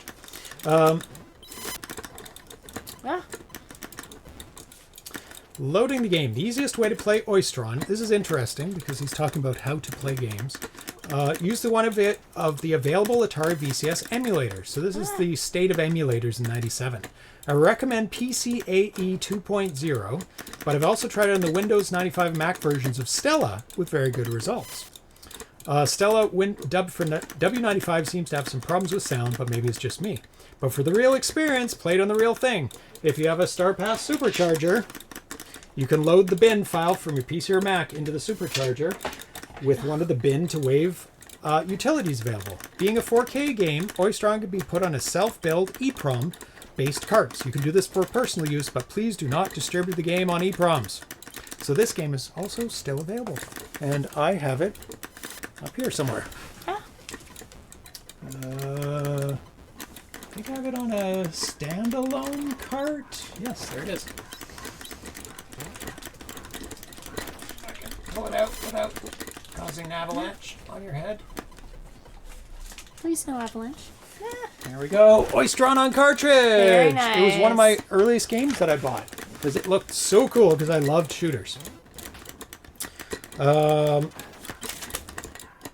Basically, Oystron started as an exercise in Atari 2600 programming earlier this year. When on Stellalist, the Atari VCS programmer's mailing list, we were discussing how do you reuse a sprite to put more objects on the screen. After many lines of code, I realized that it had almost the elements for a full game. So it's only the beginning of the real challenge. The Atari 2600 is a classic video game system, so this had to be a game with a true classic feeling. I've tried to recreate the fun and excitement of great early games. You may find elements of Sinistar, Defender, and Rip-Off in Oystron, but you have to be the judge. I think Oystron is... Oh, you almost got a line. Couple more. Oh, he's a stealer. So when you get them, put them in the lines that are almost done. Do you have to do a full line like this way? Yeah, in between the little dots. Oh, there's 2. Okay. I was trying to go further than them. Oh, one more to go.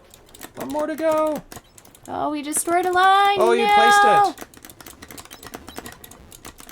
Oh, you're not placing it. I have to shoot things, though. True. Oh. Oh. Yeah.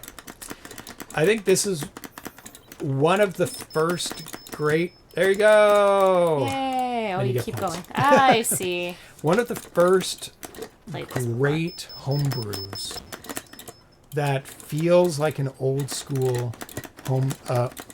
classic game. Yeah. It's got kind of the chaos of... It's original. It's got chaos. It's got risk reward. It's got a lot of stuff happening on the screen. It's gorgeous in its looks.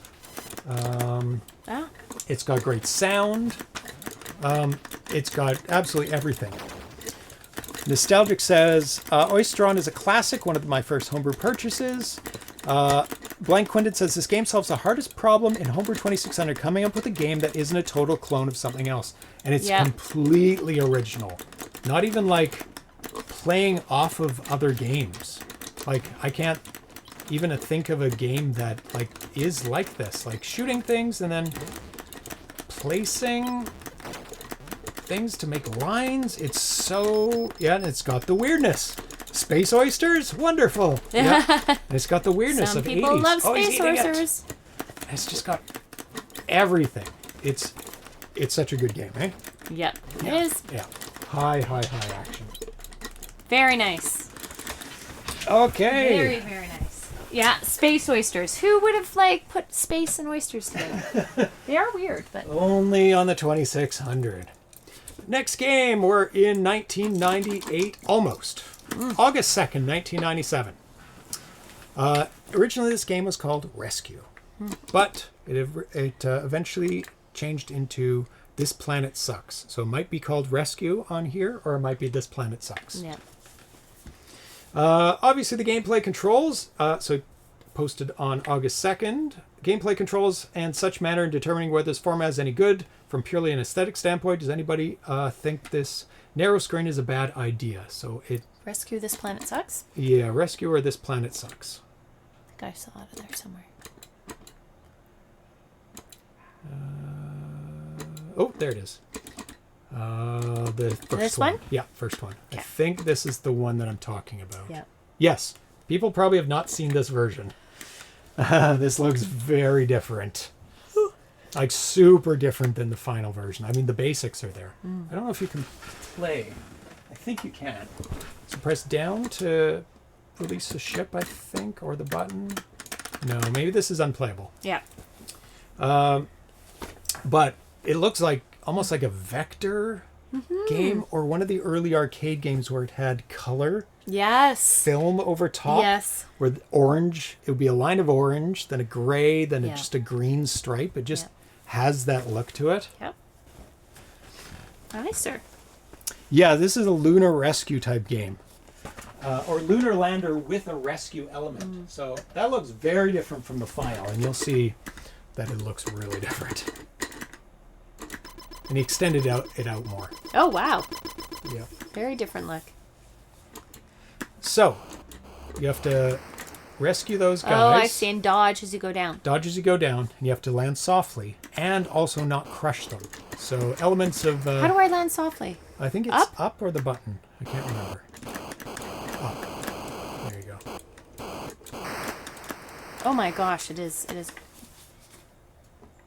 It is challenging, but also not challenging at the same time. Once you get a handle on the controls, it's not too bad. Oh my gosh. Crashed. Just keep squishing them. August 25th, 1997. Scoring, working fuel gauge, sound, and more. They're a bit easy to crush. Can you hit the reset? Yeah. And try to get this, at least one of them. The font for score where fuel was ripped from Defender. The sounds are pretty much random rights to the odd registers. Check it out at blah. My high score is 340 so far. Let me know if you can top that.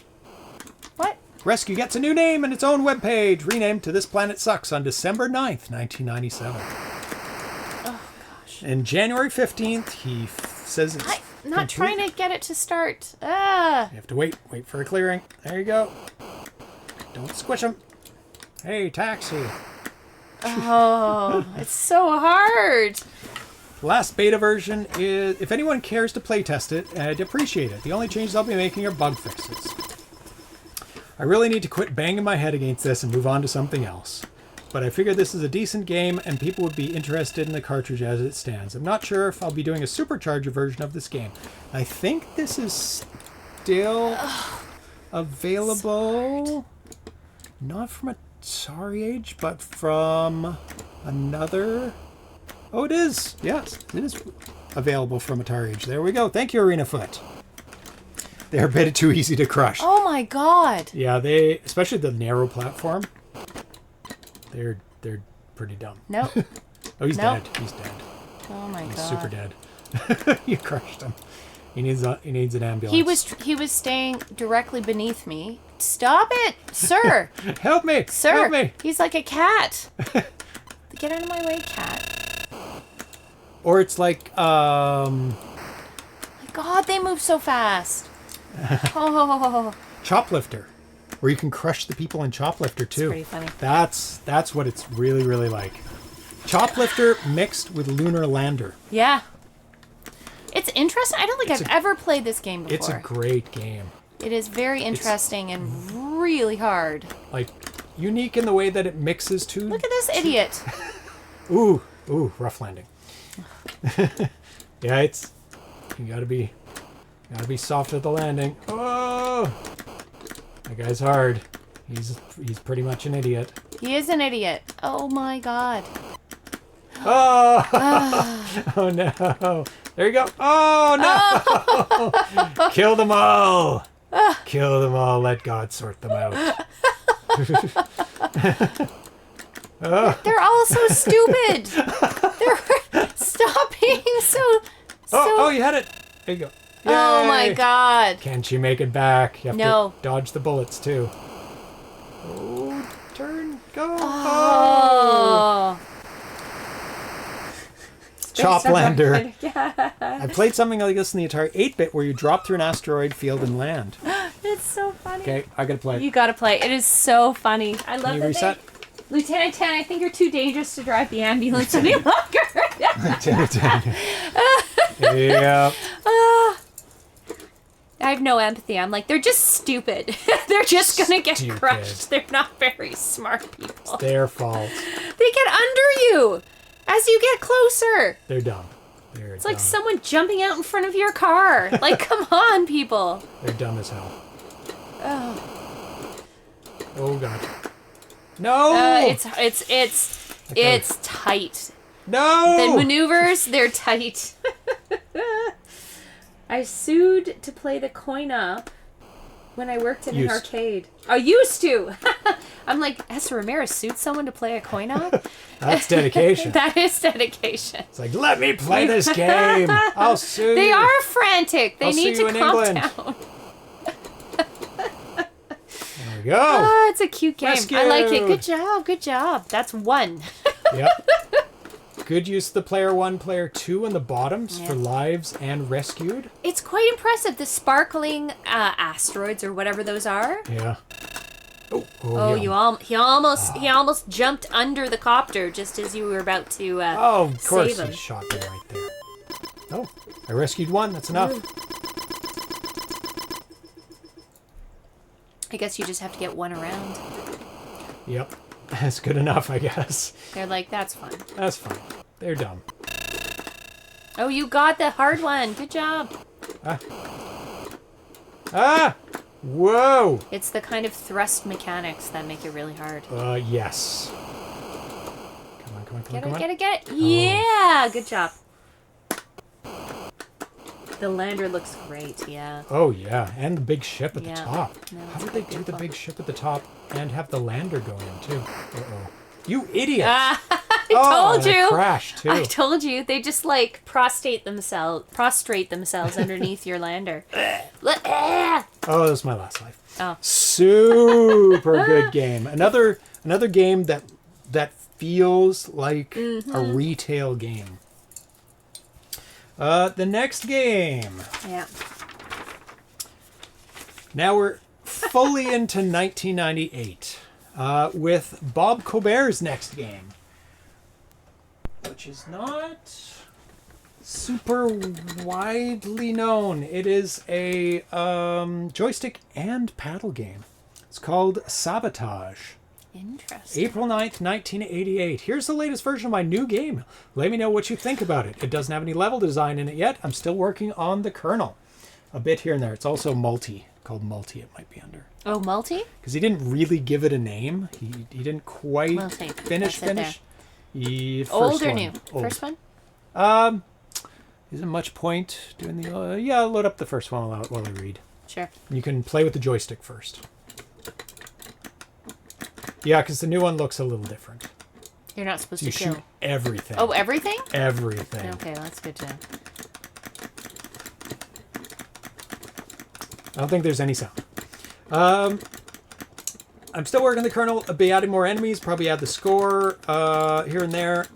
I just wanted to update you. Been absent for a while since I've changed jobs. Love to hear some opinions regarding the game.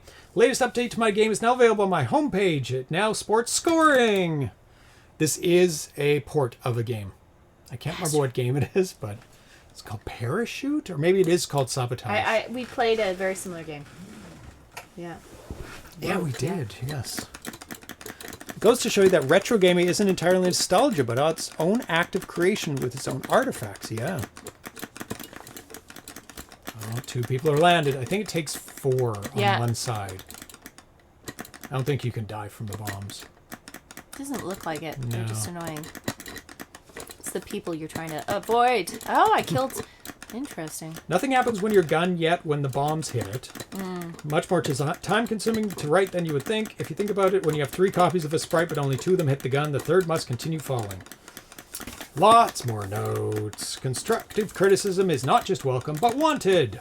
Is it? Is it? May 7th, Lies. 1998. Well, I sat down last night and dug through my kernel, was able to add paddle support to my game. Believe me, it wasn't easy. Oh, there's too many. No. Uh-oh. 4. Here they come. The moment 4 gather, that's it. They You're turn dead. into cheerleaders. They Make a pyramid. Rah, rah, rah. Explode the gun. Boom. Great explosions. Yeah. Really, really great game.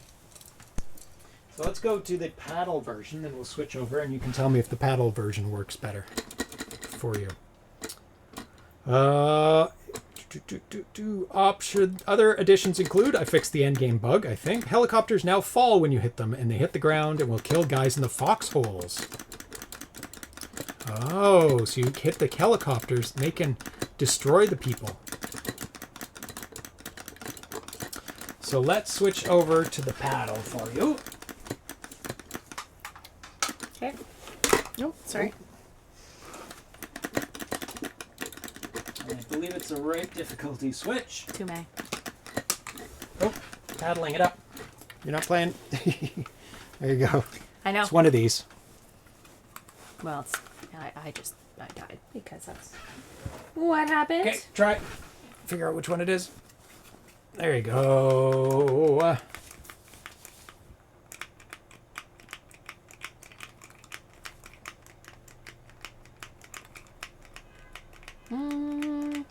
It's easier with the joystick, I think. Is it?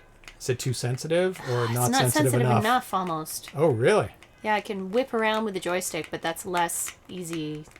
It's not as easy to do. Well, I don't know. Yeah, see, I've already died. Oh, no. Yeah. Takes getting used to as well.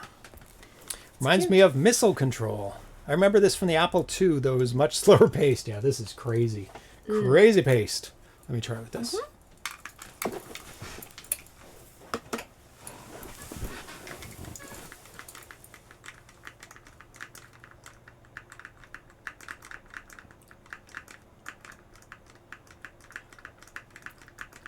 They just bob around your... Are you losing points with each shot you fire? Yeah, I think you do. Oh, Yeah, oh my God. You do lose points, but you get a lot of points for hitting things, so... Makes up for it. Yeah. I suppose if you completely lose points, you would have no more shots? Is that the idea? Maybe? Oh my God. So I have to kill them, not just their parachute. Yeah, you have to kill them. Their parachute... I mean, they do die when they hit the ground, but... Guess it depends on how far from the ground. Yeah. So they'll run away. I shot their parachute and they still...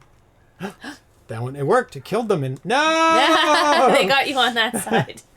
Cool game. It is a cool game. Really, really cool. Really well done. I like it. I like it. Cat fluff here. Next one is by Andrew Davie. He appears on the scene in 1998. There you go. And we did play this during Andrew Davie's Spotlight. But it's not mentioned on many lists. It's called Push. And Andrew Davie introduced himself, saying, "My name is Andrew Davie. I'm an old-timer in the video games area. Written well over a dozen titles over the years in various machines." Ooh. Is this what's supposed to happen? Let's see. So you are moving around pushing boxes. No? Up, down, left, right? No? Down, up, right, left. Yeah, it worked. Something's not quite working. It worked on the emulator. Yeah, that's okay. Yeah. All the options. Oh, maybe because it's on A? I doubt it. Try it now. Weird. I don't know who I am, and I don't know what the box is. It kind of takes away from the gameplay. Let's reload it just in case. Yeah. It may just have loaded funny, or I picked the wrong thing. I don't know. Some of these early games don't clear registers, so they load funny. Sometimes. Yeah. Okay, try and move around. No, because when I played it on the emulator, it showed a little box that you are moving around, and you're pushing those pink boxes into the Flashing ones? Yeah, it's Sokoban. Oh, okay. So here it is, number 1 demo of a single screen showing basic gameplay, sort of a test bed. There's a lot to read. I thought this would work, so... it's just I throw it out to the sharks and see if there's any interest. Feedback at this stage is very important to me. And then after he posted it, 2 days later, he said, reaction to push has convinced me to abandon the particular project. What? Don't worry, I'm not spitting the dummy. Don't know what that means. Just moving on to other things, which may prove more interesting. To this end, I packaged the entire project as a zip file, hopefully attached. I'll invite you all to distribute or play with as you wish. Nostalgic. I don't know who I am, and I don't know what the boxes are. It's a general I understand feeling. that feeling. So let's load it up in... let's load it up in the emulator, just so we can show it. Yeah. So it looks It's not- how it's supposed to look. It's not really fair to not show it properly.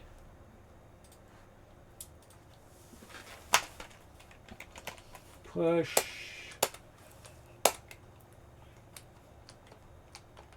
Life before coffee, yes. I don't know who I am, and I don't know what the boxes are. Life before coffee. That would be a good quote to put on my desk. I think we've got it here. No, that's not big enough. Let's make it bigger. There we go. And let's put focus on it. Okay, so I am on the bottom right. See me moving around left to right, up, down. Oh, there you are. So I need to push this pink. box. He was really into flicker in his early demos. Oh, yeah. There we Nice. go. That one's done. As you can tell, this is like super flicker. Yeah. Like you hit a wall, it goes, ah! So let's put this, ooh, no, let's put this one up here. That seems obvious. And then... Ooh. This is dangerous. That bottom one, Ooh. ooh, you might have screwed yourself. I think I need to do... That one has to go... Oh, no. Oh...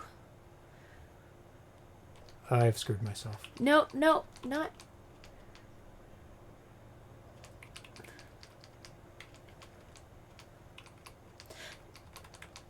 I think if you push that pink one in that hallway... The middle one? Oh, yeah. Up to the top? No, not to the top. Just in the hallway. Let's rewind. So just push it into yeah, it's already in the hallway, so Okay. that's fine. Then I can do this one. Yeah. And then you can push each of those, I think, into those. Oh. Push it. Oh. No, I can't. I thought I could. You got... Ooh. Oh, no. Sokobon's hard. Oh. I think I screwed myself. But that wasn't against the wall, was it before? It was against the wall. It was. I think. Maybe not. Let's rewind all the way back. There's the beginning. It was against the wall. Bastard. Does look like an early attempt at chronocolor. Yes. Like everything's flashing.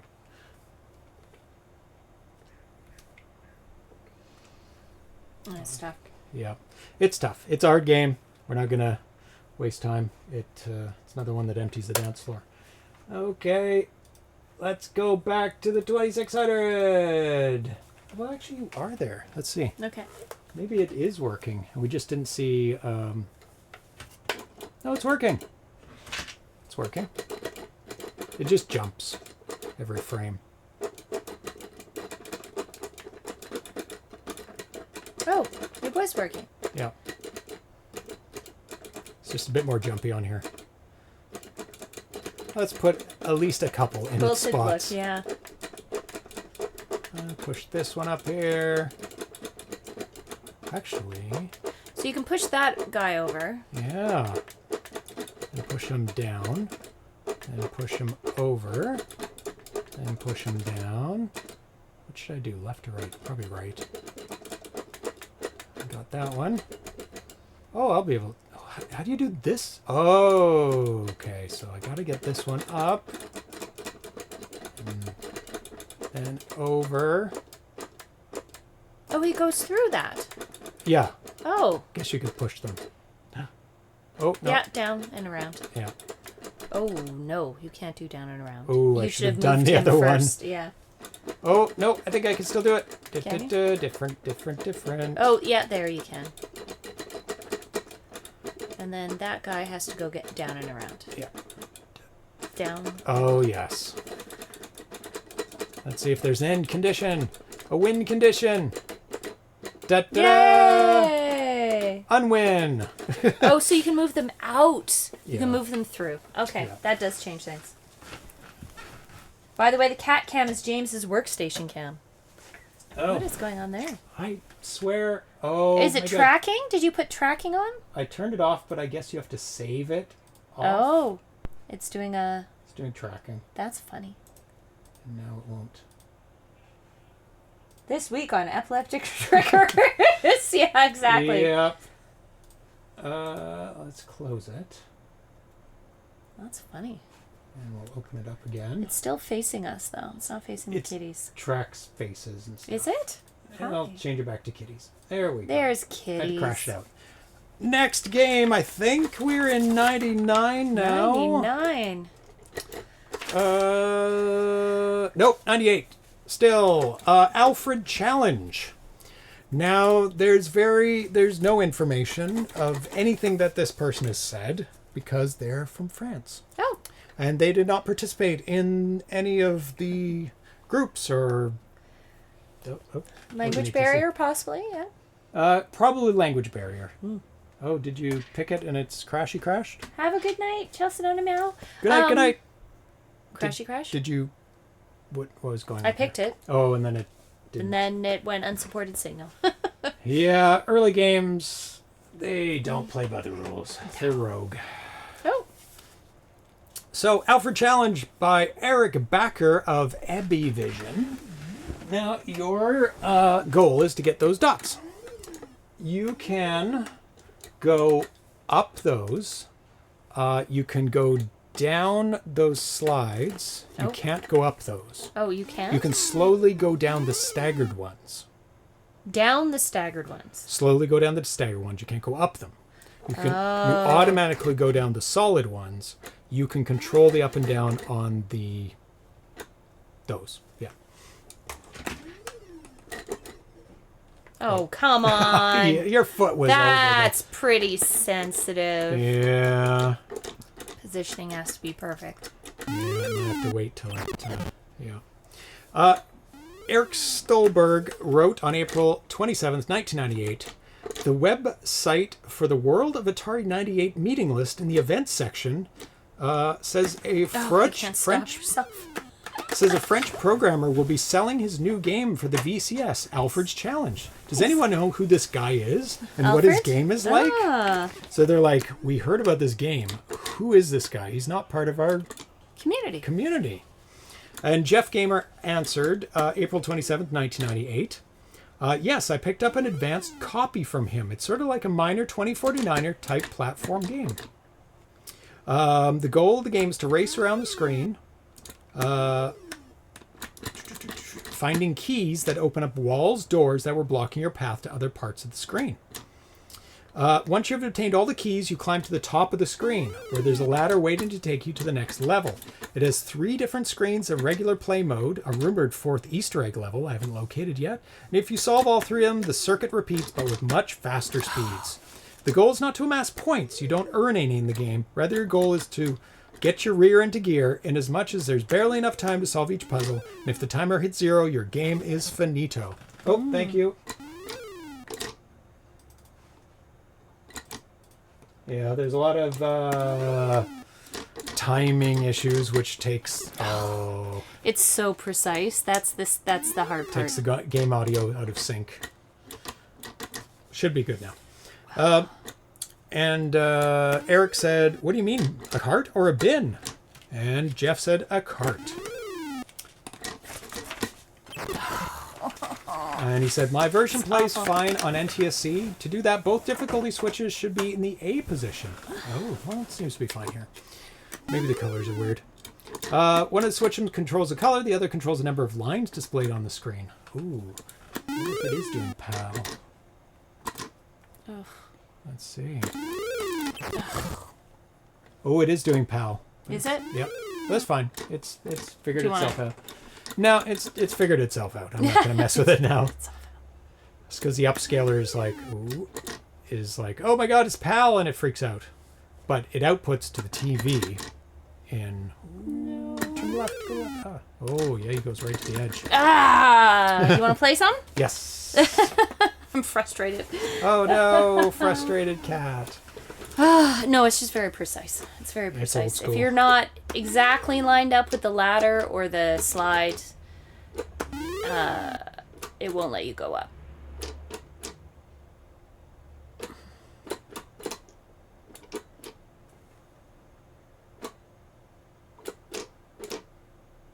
Oh yeah, I forgot that. Oh. I was on Oh, it. you weren't supposed to do that. It's like, nope. Accidentally held down the button too long. I'll get the first dot, and then we'll move on. The slide seems to be that as well.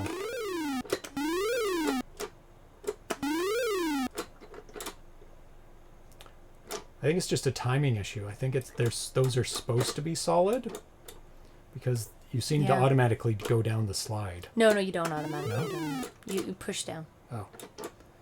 Good job. Da-da-da. And then you go get the other one. No, see? Oh, you can't jump? No. Oh, you have to jump up to it. Ooh, are you safe? You're safe on that edge. Oh, nope. I should be going around the loop again. Oh well. It's a good game. It is a good game. I like platformers like that. So, Ébivision was created by two Frenchmen, programmers and video game players, Erik Bacher and Igor Barzilia. We decided to continue the life of 80s computers, especially the Atari 2600, that led us to create games to carry the spirit of Atari video games. This is from their website off of archive.org. And their next game is Merlin's Walls. I sounds think the interesting. only game ever Yeah. where you had to tilt your television screen 90 degrees to play it. Really? Yep. Let me just get this back to where it's... They're assuming you have a tube TV and you just go clunk. Yep. Or we have a built-in rotating. What was it? Minor. It was, sorry. Merlin's Walls. Merlin's Walls. And it's a 3D game as well. Oh. Sorry, we can't rotate ours. Nice music. Yeah, very good music. Nice title screen.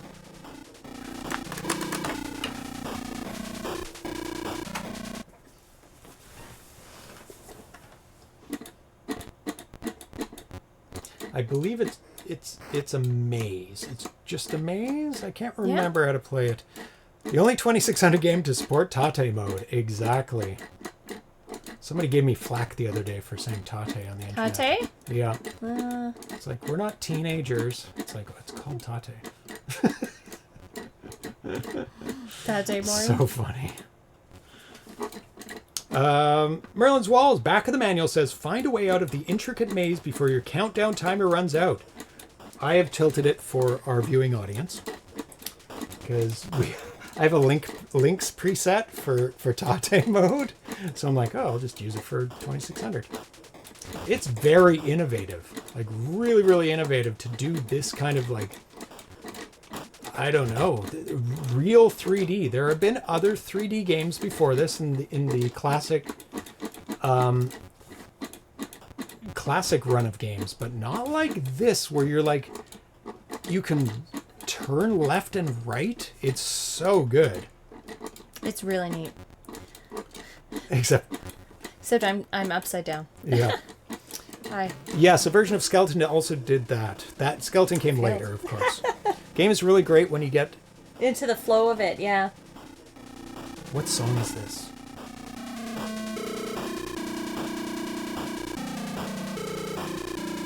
No, there's another part that sounds like a pop song. Oh, it's got floor and ceiling for a second. That was cool.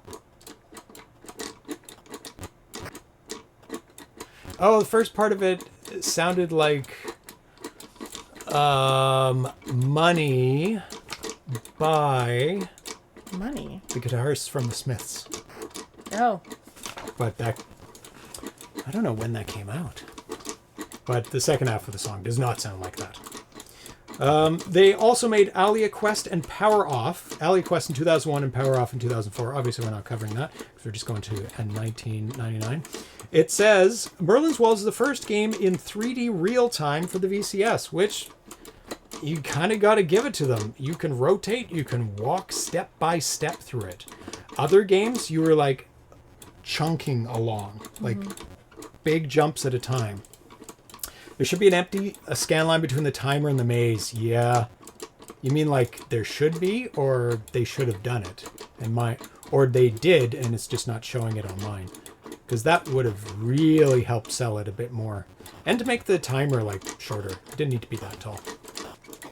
Is that the exit? Oh, ran out of time.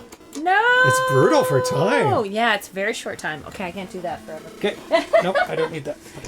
The game uses 3D real-time technology. Nice. 60 frames per second. TV picture turned 90 degrees. And then, in 1999, we're into the last year, they released Pac-Man and Pesco. So they were going to release Pac-Man, but then they thought better of it. So let's see the Pac-Man first. This one? Yep. And they went, maybe we shouldn't put out Pac-Man on a cartridge. What? Oh, I didn't hit the... That was terrible. My I thought I got it. system does have a offset issue. You can see some of the blue lines on the bottom there, bottom left corner, which will be fixed shortly by one of two things that I have coming my way. Doesn't make a sound when you eat them. Where are we? For his second release, Bacher decided to do something that Atari couldn't. A perfect version of Pac-Man on the 2600. He accomplished what he had set out to do and premiered the game at the 1999 Classic Gaming Expo. The game was a success and resembled the arcade Pac-Man with near-perfect graphics and true gameplay. I mean, it's really good. It does look really good. Bacher couldn't sell his Pac-Man legally, so he did the next best thing. He turned Pac-Man into a fish, and the 4 ghosts into 3 crabs, and released the game as Pesco. Like Alfred Challenge, Pesco was produced in limited quantities and sold in a box. In his review of the game, John Hardy of the Atari Gaming Headquarters called Pesco one of the finest games ever created for the 2600. As soon as you're done, we'll switch over to Pesco. Oh, very forgiving. Very forgiving. Nice. Pesco, the legally ambiguous maze dot eating game. If only Casey Munchkin could evade the legal quandaries that Pesco did. Oh, we're gonna make it. But very, very good Pac-Man. Obviously, better mazes than... Oh, squished. This is harder than Pac-Man. This maze is hard. Yeah, this is a different maze, isn't it? It Oh, is. that's why they changed the maze, too. I'll get you, green crabs. Get those green I crabs. will get you if it's the last thing I do. Get them. Oh, you're eating that. Oh, they're changing. Oh, they're back. Oh, yeah? Are you a green crab? Or are you just a meowy cat? You're just a meowy cat. Get you. Oh, come on. Oh, no. You survived. Yeah, somehow. It's very forgiving on the... Oh, I didn't mean that. Oh, you have to get the coral. I know, at the the top. coral or algae What or is whatever that it extra happens to bonus be. points? I guess that's the cherry. It would be. No. This is a terrible maze. It's a hard maze. Yeah. Oh, the coral. You gotta get the coral. Get it. Chomp it up. Nom nom nom nom nom. Oh, and the score rolls upward. Very nice. Nom nom nom nom nom nom nom nom. I mean, it's forgiving both ways, for them and you. You have to be like exactly the same spot as them. Casey Munchkin is a lot less like Pac-Man than this is. Yeah. Da-da-da! Bacher! Ooh. Very good Pac-Man type game. The next game, which really isn't a game, but I did want to include it because it's super cool. Role-playing game by David Schweinsberg. Now, this was a proof of concept. Okay. Here's a basic playfield for an RPG I am working on. Its layout is very much like Ultima 4, although the grid is 9x9 rather than 11x11, and the status info on the right will consist of triple Player 0 graphics. Color coding is used to indicate the type of terrain, and Player 1 graphics show spot details, castle, towns, bridges, ships, pursuing creatures. Feedback is appreciated, and any suggestions, dungeons will be represented in a similar fashion. You can't move about in this demo. This is obviously a later demo. And there's more info that I've collected. Here's a version you can walk around in, July 3rd, 1999. The spot details of castles, boats are not present in this version. No, there's nothing. It's an empty land. But, if you think about it, how did he do all these colors? But if you look very closely, there's only 2 colors on any given line. Yep, it's the magic. Yep. So he's calculated the land very, very, very carefully and was able to mask off colors with other colors. So the yellow, and the green, and the blue are never on the same line. Super, super clever. The world is encoded in a very inefficient fashion. It's a 32 by 32 test world in which I'm going to develop some basic gameplay. So don't disassemble the world coding code and freak out. So I wish... Oh, yeah, stuff. So I wish he did take this further. It. Oh, no. Right? So you have to keep hitting it one by one. That's why I'm making a lot of noise. Painful. Yeah. I wish they took this further. Yeah. I mean, we do have penalt now. I was going to say penalt. It's very reminiscent, Very obviously. reminiscent. Same genre of Yeah, penalt. and he was inspired by Dragon Stomper, which was a game on the Starpath Supercharger, but it didn't have land like this. It was more like sparse, and it was open, not with land colors. It was just you wandering around the terrain, and you would encounter things. Very, very good RPG for 2600. So the next game is called Pressure Gauge by John K. Harvey, who's known as Propane 13, who is still active Nice. and watches the show. Nice. And who has made one of my favorite 7800 games, Get Lost. September 14th, 1998. Pressure Gauge. Hello, being a new member of the list, I figure I'd say my greetings and thanks for keeping the Stella alive. I've wanted to program the Atari ever since I was 4. Now I have the opportunity and the resources, so this will be a great pleasure. I've read through a few 6502 manuals and paged through Stella Guide, and I'm starting to get the hang of this retro programming thing. So that's your timer. That's the thing you want to match, and you press the button when it's in between. There. Now. In between? Now. There. I'm confused. When it matches that lit thing on the left. I get it. And you bring your gauge, and now it gets faster. You have to bring your gauge all the way to the top before the time runs out. If you miss, it goes down. If you get it, it goes up. It's tough. I got a prototype finished January 10th, 1999.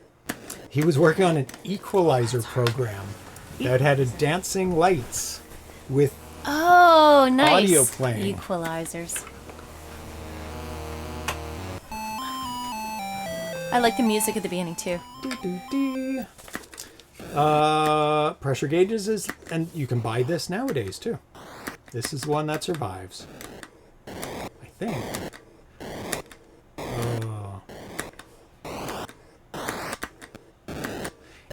It's kind of a rhythm game. It is sort of.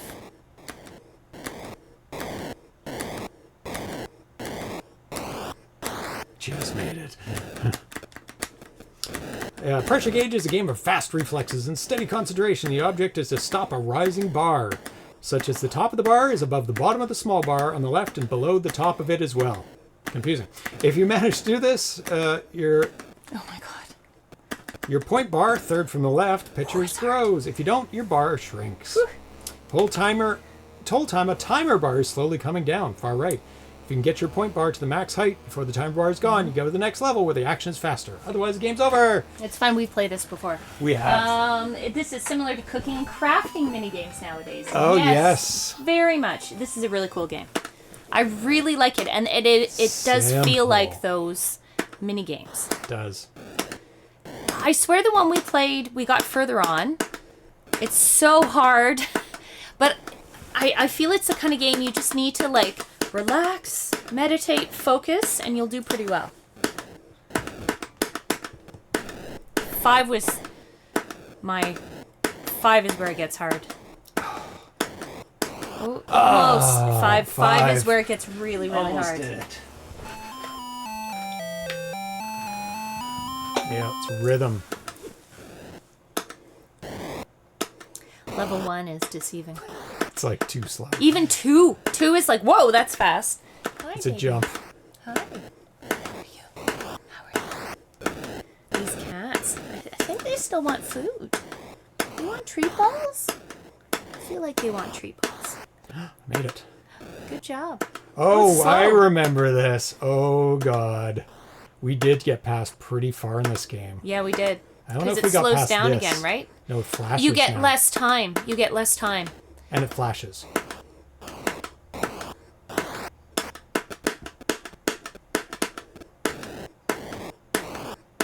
You have to really trust your... Oh, yeah, I remember this. It changes. Now it gets higher, so you have to wait longer, so your time is... Now there's randomness. We definitely got further. 5 is really hard for some reason.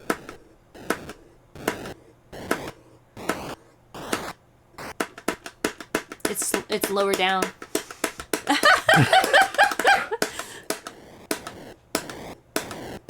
Oh, I die here. Oh, 14. And this is where you die. That was really good. Thank you, BR Pocock, for This the is a link. Yeah, you can fantastic get game. this still. It's a fantastic game. Simple graphics. So hard. Good game, good gameplay. Such a good game.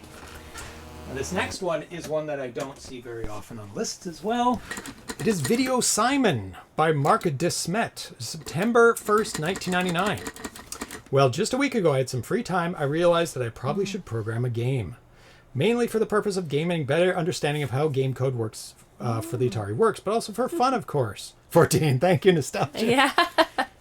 Game of skill. Yeah. Okay, this is your game. Oh, I don't know. I don't know if I'm in a Simon mood.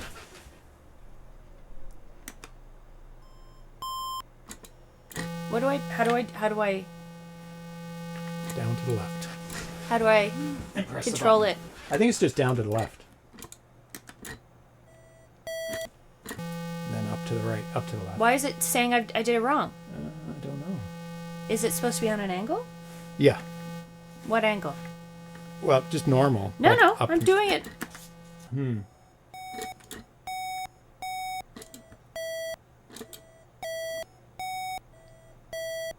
What the hell's going on? I don't like the angles. I knew you. The angles are I knew always a you'd- problem. I knew you'd not like this one. I'm not going down to the left. Oh, Propane 13's in the chat.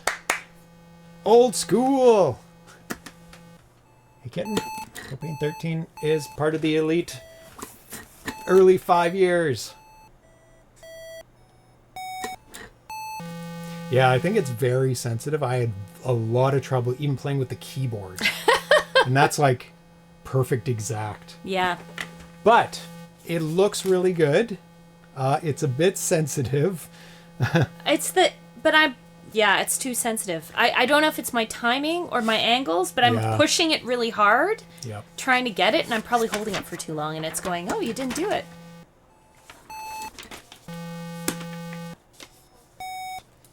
What does it say about angles? Let's see.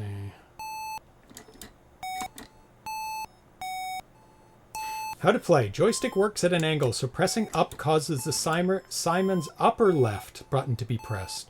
Oh, it is at an angle. So you rotate the joystick like this. There you go. So up is up left. That's why. No wonder I couldn't figure it out. So don't press two buttons at the same. So don't press two directions at the same time. So this is for a four-way joystick. It's a perfect application for your ZPH four-way joystick.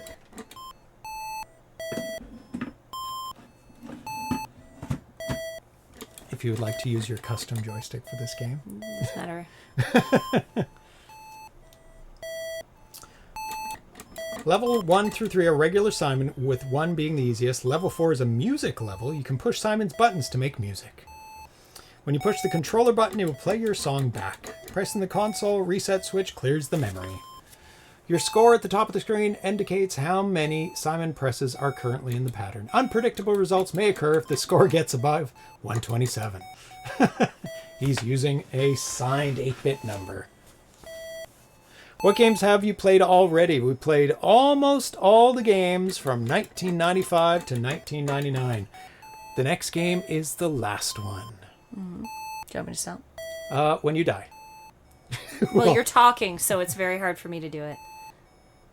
All you have to do is make one wrong move. Oh, there you go. Good job, though. You definitely beat how many I can remember. What was the one game we played? I'm still proud of that. It was a Christmas one. Oh my god. I think I hit like was 21. Was it the Christmas one? It was for the 7800 then. Yeah. And there was like snowman. It was snowman, and I was just in the zone. And then I think even you were like, "How long have you been playing this?" I'm like, I was reading things, and I look back, and you're like, "You're still playing the same game?" She was on like 23. Something like that. Santa Simon, yes. Santa Simon, That's yeah. the one. It might have been it. It was insane. That was good for me. I've never seen anyone memorize as many things in a row as that. There must have been some decent patterns in there that helped a lot. I'm very good with visual memory. Yeah. Okay. Yeah. Here we go. Squeezing in just before the end of 1999. 1999. Thomas Jentzsch. Yay! With Thrust. His first post to the mailing list on November 2nd, 1999. Hello, in the last months I have followed the list. Soon I got the idea to write my own game. This should be a VCS clone of one of my favorite C64 games called Thrust. I had to realize 2D scrolling PF, reused players, and some missiles. So load up Thrust, the 1999 version. So this is his first ever post. Nice. Look at this madness that he posted. This is so good and so above so many other games that have ever been on the 2600. And he's like, hey, I've been reading for a while. I thought I'd make a game. I was like, oh my god. And he just puts this out. This was his first post. I'm terrible You at can't first games. shoot them, but they can shoot you. Oh, okay. This is an early one. I had to realize 2D scrolling playfields, reused players, some missiles. It looked nearly impossible to me when I put it all together, but I always like to work with bits and bytes. The binary is what I got at this moment, just the kernel and some basics. Most of the gameplay is still missing. What do you think? Does it work on a real VCS? I have no access to real hardware. Just tested with a Z26. So he didn't even have a 2600 and he made this game. Reminds me of VHZC and his 7800 games. He didn't have a multi-cart to test his own games on till recently. It's crazy. I've nearly reached the 4K limit, but the game will need at least 2K more, so I started to implement standard Atari bank switching. Maybe I'll change to the supercharger format. So that's how Thomas got his nickname. Yep. Yes, it does work great with the driving controller, and I've got one right over there.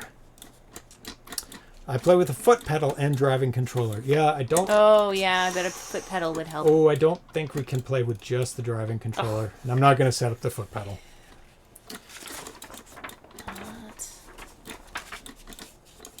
You need to play this game. I mean, It looks fantastic, by the way. I really gorgeous, like the scrolling. the lines for the background. Oh, There's so good. something that reminds me of like vector games. Yeah, it Yes. has a real vector game kind of. Everything in this is vector. It's all outlines and Yeah. lines. It's gorgeous. Yeah. So there you go, and that led us to Right into it. There's a Vectrix version too, of course. Oh, of course. Of course. Yeah. Crunchy says playing with the driving wheel and a pedal would be so much fun. it's so good. Yeah. It was sold with that, Yeah. and earlier on, Esremeyer's posted his driving controller and foot pedal package. That it was sold for a very limited time. Is that You it? can shoot that. Oh. There we go. Oh no! Ooh. There's the end. There's the end. Yeah. So let's pop in the final version of the game. Nice. I don't think he did the Vectrex version, but I could be mistaken. I've never heard Thomas talk about Vectrex in that way.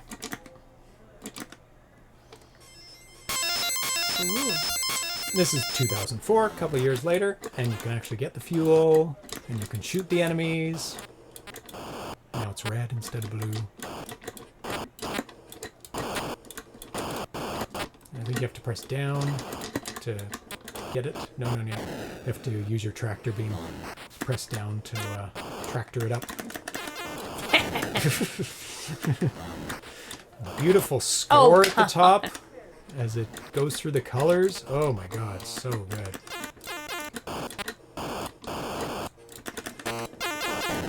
Stripe pattern helps disguise the coarseness of the playfield because your brain draws in the slope. Yeah, it's so smart. And he is repositioning during those spots because you need those lines, that extra nothingness, Yeah. to be able to draw the rest of what's happening. What is it? You pushed. Push down to turn on your tractor beam. You have to be pretty close. That's down. Yeah. I think it's down. There you go. Now run away! Oh. Run away! Into space! No. Can one of your custom joysticks turn the second button into down? I do have one. It is this, and it would actually be a good joystick if you wanted to play this in joystick mode. Yep, I've got a double down custom joystick. Serial number 1, ZPH, right on it. Yes, I use this for dual button platformers sometime. It's Grab Mines After Dark all over again. No! We'll have to get back to that. I think it's Yeah. been a couple of years. I think so. The pain is worn. Oh, he did it. Yeah, it's shock. There's shock in his voice. You did it? You got did past it? level 1? How's that possible? It doesn't. Not. Yeah, this is Gravitic Minds. Ah! Never point okay. downward. I can't do it. I'm not great with the rest games. Thomas Oh, it's a Yankees hot games joystick. are great. I know! Panic! Terror!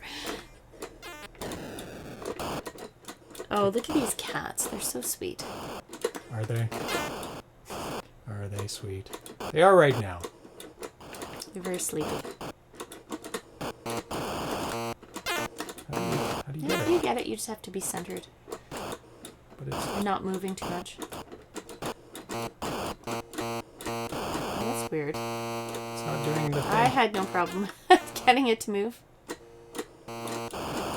It's on shield. Oh, There you got it. Oh, I was too close.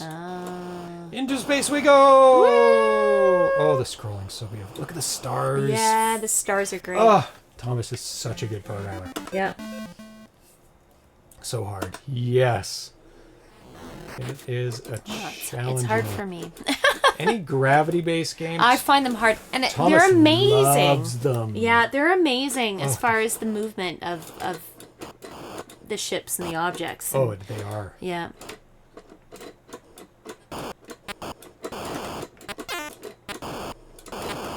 No! Shooting one while the other guy shot me. Yeah. That particular toilet is extra heavy. Correct. Extra heavy toilets. Oh, good. He's gone. It's probably one of those fancy Japanese toilets with the built-in bidet and the plays Seat music warmer. and the seat warmer. Yeah. Come on. There we go.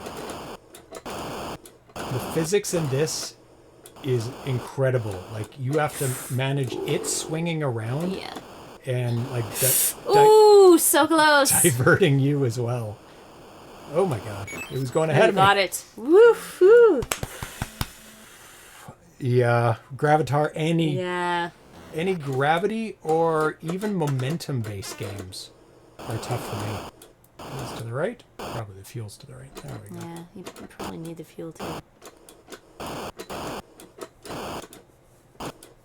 Yeah, got a bit still. Ooh, buddies. Oh, double elimination. I'll play till I die. Okay.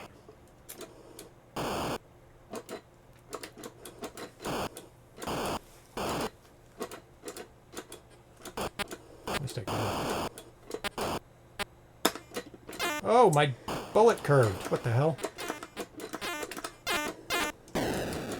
Position, speed, acceleration, jerk, and I forgot what the next derivative is. Oh, Has a nice title theme too. Yeah. Yeah. jerk. And then, yeah, I forget the last one. The next. Do I just suck up the fuel, I think? Come on. No, you have to shoot it, I think. Yeah. Oh, there we go. No! rough. Oh, checkpoint. Ha ha ha! You don't have a lot of fuel. I do have a lot of You don't. Come on.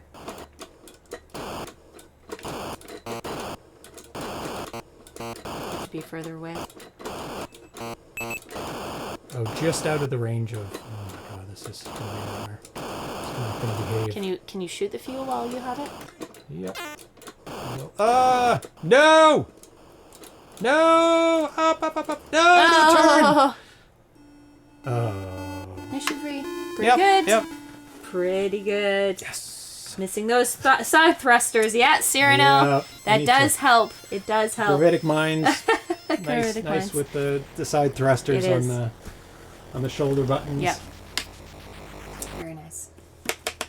That is the first 5 years of homebrew. There were a couple early proof of concepts Yeah. that I didn't play. There was a fighting game, a one-on-one fighting game. There was also a platformer as well that you could move around. That's all you could do in it. I should have shown those, but you can discover those on your own. Some other comments about memories of early homebrew and early scene Cats, hi. is... Here we go. Dennis DeBro said, DI Stella, the tool many use to disassemble VCS games to understand how to develop for the system. So learning from other people's games help you discover little tricks and tips. And he is prolific in his disassembly of games and commenting. Also, Stella, giving the developers a great emulator with an outstanding debugger to trace code in real time, which I use a lot. I do step-by-step decoding of my game, not decoding, by step-by-step instructions. So I go, oh, that's why X is 5. Yum, yum, yum, yum, yum. Double treat time Double for treat kitties. time day! Woo! Thank you, Beer Pocock. There we go. Oh, Let's they're start up so- the clock. So happy. They're so happy with you. So, whoop. Uh-oh. Early bell. Hi. You stay. No. Start that up. It always runs out. And let's switch over to kitties. You can see them running around like mad cats. Place your bets. Cuddle Cart, a development cart that allowed developers to test games larger than 4K on real VCS without having to use EPROMs and boards. Stella List, where I got a lot of my information. A lot of dialogue took place here between many developers to help understand how to develop for the system. A lot of things now considered standard were discovered here. Skip Draw. This routine developed by Thomas Jensch to allow many of us to produce single-line kernels for our games. Horizontal movement routine. Manuel Rockstar discovered this routine while disassembling Battlezone. This has now become almost a standard routine to position sprites horizontally within a kernel. Skip Draw and horizontal movement routine are used in just about every homebrew. Fractional positioning. Just remember, get your bids in. Yep. Get your bids in. 1 minute left. 1 minute left. Sid on this side. Atari on this side. Atari. Sid 5 Plus Sid. has no bets. Sid 1 2 has no bets. Jumping there we back up. go. Excellent, Sid 5 excellent. Plus is left. Fractional positioning. Andrew David Poston explained how to move sprites using fractional positioning. This led to developing games that could run at the same speed when done for NTSC or PAL 50. Fractional positioning, very important. All right, kitties.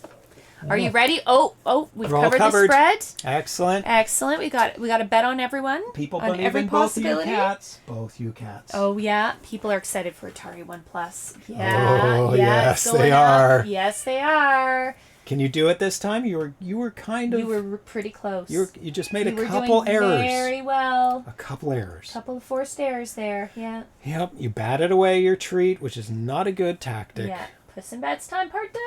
Yep. Oh, it is closed. All right, let me get the treats out. Oh, they're meowing. They're very, very excited. Who is going to win? Is it going to be Sid? Could be Is any it going to be cat. Atari? It's any cat's game. Oh, They're dying for the treats. Oh, Atari really wants it. Ready? Are you ready? And go! Oh, that's a ring for Atari. Sid's stunned by that takeoff of Atari. Yep. And The Sid's got early a point lead. in. Oh, he's right by the bell, though. Oh, Atari gets another Atari. point. Oh, Sid's making a mess. He's going to have to... Got crunchy bits all over the place Oh, there. he's crunched into 1,000 pieces. Can Atari take the lead because of this? Yes! He's 2 up now. Sid's stunned. He's looking around for a bell. He's found a bell. Oh, he's found more treat. He has made a mess. Oh, there we go. Atari! Atari's made a mess too, but Oh, Sid. he's powering through it. Sid's got another point on the board. Atari's found that piece. He's crunching it. Oh, Sid has taken advantage of that. Sid, hit it, hit it. Atari's... There we go. A side ring from Atari. Still counts. But Sid's back in the game. 5-4 for Atari. Can Atari keep his lead? He can. 6-4 for Atari. A very solid 2-point lead. Oh, Sid's made a mess. He's messed up there. Oh my goodness. Atari's keeping his lead. A solid 2. Sid is back at the bell. No, Atari will not give up that lead. 8-6 for Atari. He just needs 2 more and he's back at the bell already. Really quick, he's covering the bell. He won't let Sid ring it. It's 9-6 for Atari. 9-7 for Atari. He just needs 1 more. And then it's done. It's all over. He's gonna make it. He's gonna win. He's gonna let Sid Sid got have that 1 one. more. Oh, Atari. And it's over. 10-8 Oh, for Atari. Goodness. There we go. Good Good job, kitties. Atari. Good kitties all around. Good kid. Did not see that coming. Foul bell tending. You don't see it too often. He did get away with it. He did get away with the bell tending. Amazing animals. Yes, they are very, very talented. Let's see who bet on Atari. Who believed in him? Who knew that he would be able to pull this off? And the winner is Rendered Ghost with a ratio of 4.7 to 1. Congratulations, Rendered Ghost and 2 other people. So 3 people believed you knew Atari. Nice. Good job. Good job. He wants Sid to lose, throwing the treats far away. No, but I try to throw it towards his bell. Mm-hmm. I keep Atari and Sid. I do not throw it too far away. A little bit of favoritism there. No. Thomas Jensch had some comments about memories of early homebrew. Nice. Oystron for me too. That game made me start developing Thrust for the 2600. Very inspirational, very polished game. Oystron, and of course Thrust as well. DASM, probably used still by most assembler developers. That's for assembling your game. The template of how to draw a playfield. I still use a modified version when starting new development. Z26, the forgotten emulator that I and many others used for many years until we switched to Stella. Crocodile, Harmony, and later PlusCart. Nothing beats instant testing on real hardware, even though Stella is 99.9% reliable today. Exactly. It's hard to find a bug in Stella. I found a couple through the years because of that weird console. And you know that ZPH obviously belongs in this list too, right? Well, have we been doing this enough to be part of history? Not from 1999. We're 8 out of 30 years. 8? That's a long time now. 7.5 out of 30 years. Now. Yeah. So 1 quarter? Years? 30 years? It's more than 30 years. No, 30 years this year. Atari 2600 Homebrew, 1995. Oh, okay, yeah. That's true. 30 years. Yeah, you're right. 7.5 out of 30. So one quarter. That's not bad. 1 quarter of the time. Not bad. Yeah. A little bit less than a quarter. Yeah. Propane 13 said DASM combined with Nick Bensema's How to Draw Playfield and an emulator were essential in the 1990 homebrew days. You guys belong, no doubt. Just barely. Just barely. But thank you, S. Ramirez. More comments from, this is continuing on with Propane 13 comments. Z26 still lives on its original site, whimsy.com Z26. I did make an archive of all the commits and releases in the past year. That's good. Things disappear. Just in case the site ever disappears. From my side, I use PCAE before Z26 and Stella. I haven't heard that mentioned yet. And one faded into obscurity pretty quickly after Z26 and Stella came around. +1 to SoundX and Edtris. I use SoundX a lot on how to learn basic sounds tunes. MakeWave.exe from Bob Colbert was a tool he made just after Okie Dokie. This opened up a strange new possibilities and strongly motivated me to get a supercharger ASAP. With this tool, I could convert my 4K binaries to WAV format, then load them on my supercharger for testing. Maybe worth mentioning that Stella Gets a New Name CD that was made with a lot of love and care, allowed folks to be able to play supercharger games they may not have had tapes for. And this was before emulation was available to run some of those games successfully. Somewhere there's a posting, I found how to wire up a 4K EEPROM card. No idea where I sourced these drawings from, maybe Digital Press. Be curious if anyone remembers where these schematics originated, but they inspired me to make my own special cartridge buy a cheap EEPROM burner tester. The 2600 Connection newsletter was essential in finding out about a new Atari 2600 homebrews. I had just missed out on Okie Dokie, but I subscribed. After I subscribed, I was pretty much on top of things. Digital Press was a valuable website, and they also had their own newsletter. I checked out Digital Press early years as well. If memory serves me, Thomas Jensch helped open the door to illegal opcodes, such as LAX, which made for more efficient kernels. Also, I think he was a great resource for me when I was learning about inertia with respect to speed and acceleration. Yeah, you want to know about inertia? Yes. Thomas is the person. Yes. The World of Atari Classic Gaming Expo meetups. When I went to the 1999 conference, it was so cool. It was a wonderful opportunity to meet other enthusiasts, programmers, and there were booths selling new homebrews. This is probably a bit tangential to the homebrew experience, but the meetups were a great way to stoke the fires for enthusiasts. If you had a new game on the horizon, this was a place to try and sell it. My favorite forgotten game at the time was 2002 Marble Craze. I have a copy of that. It's very cool. It's like one of those games where you tilt the marble in the maze. But it's 2600. Oh, nice.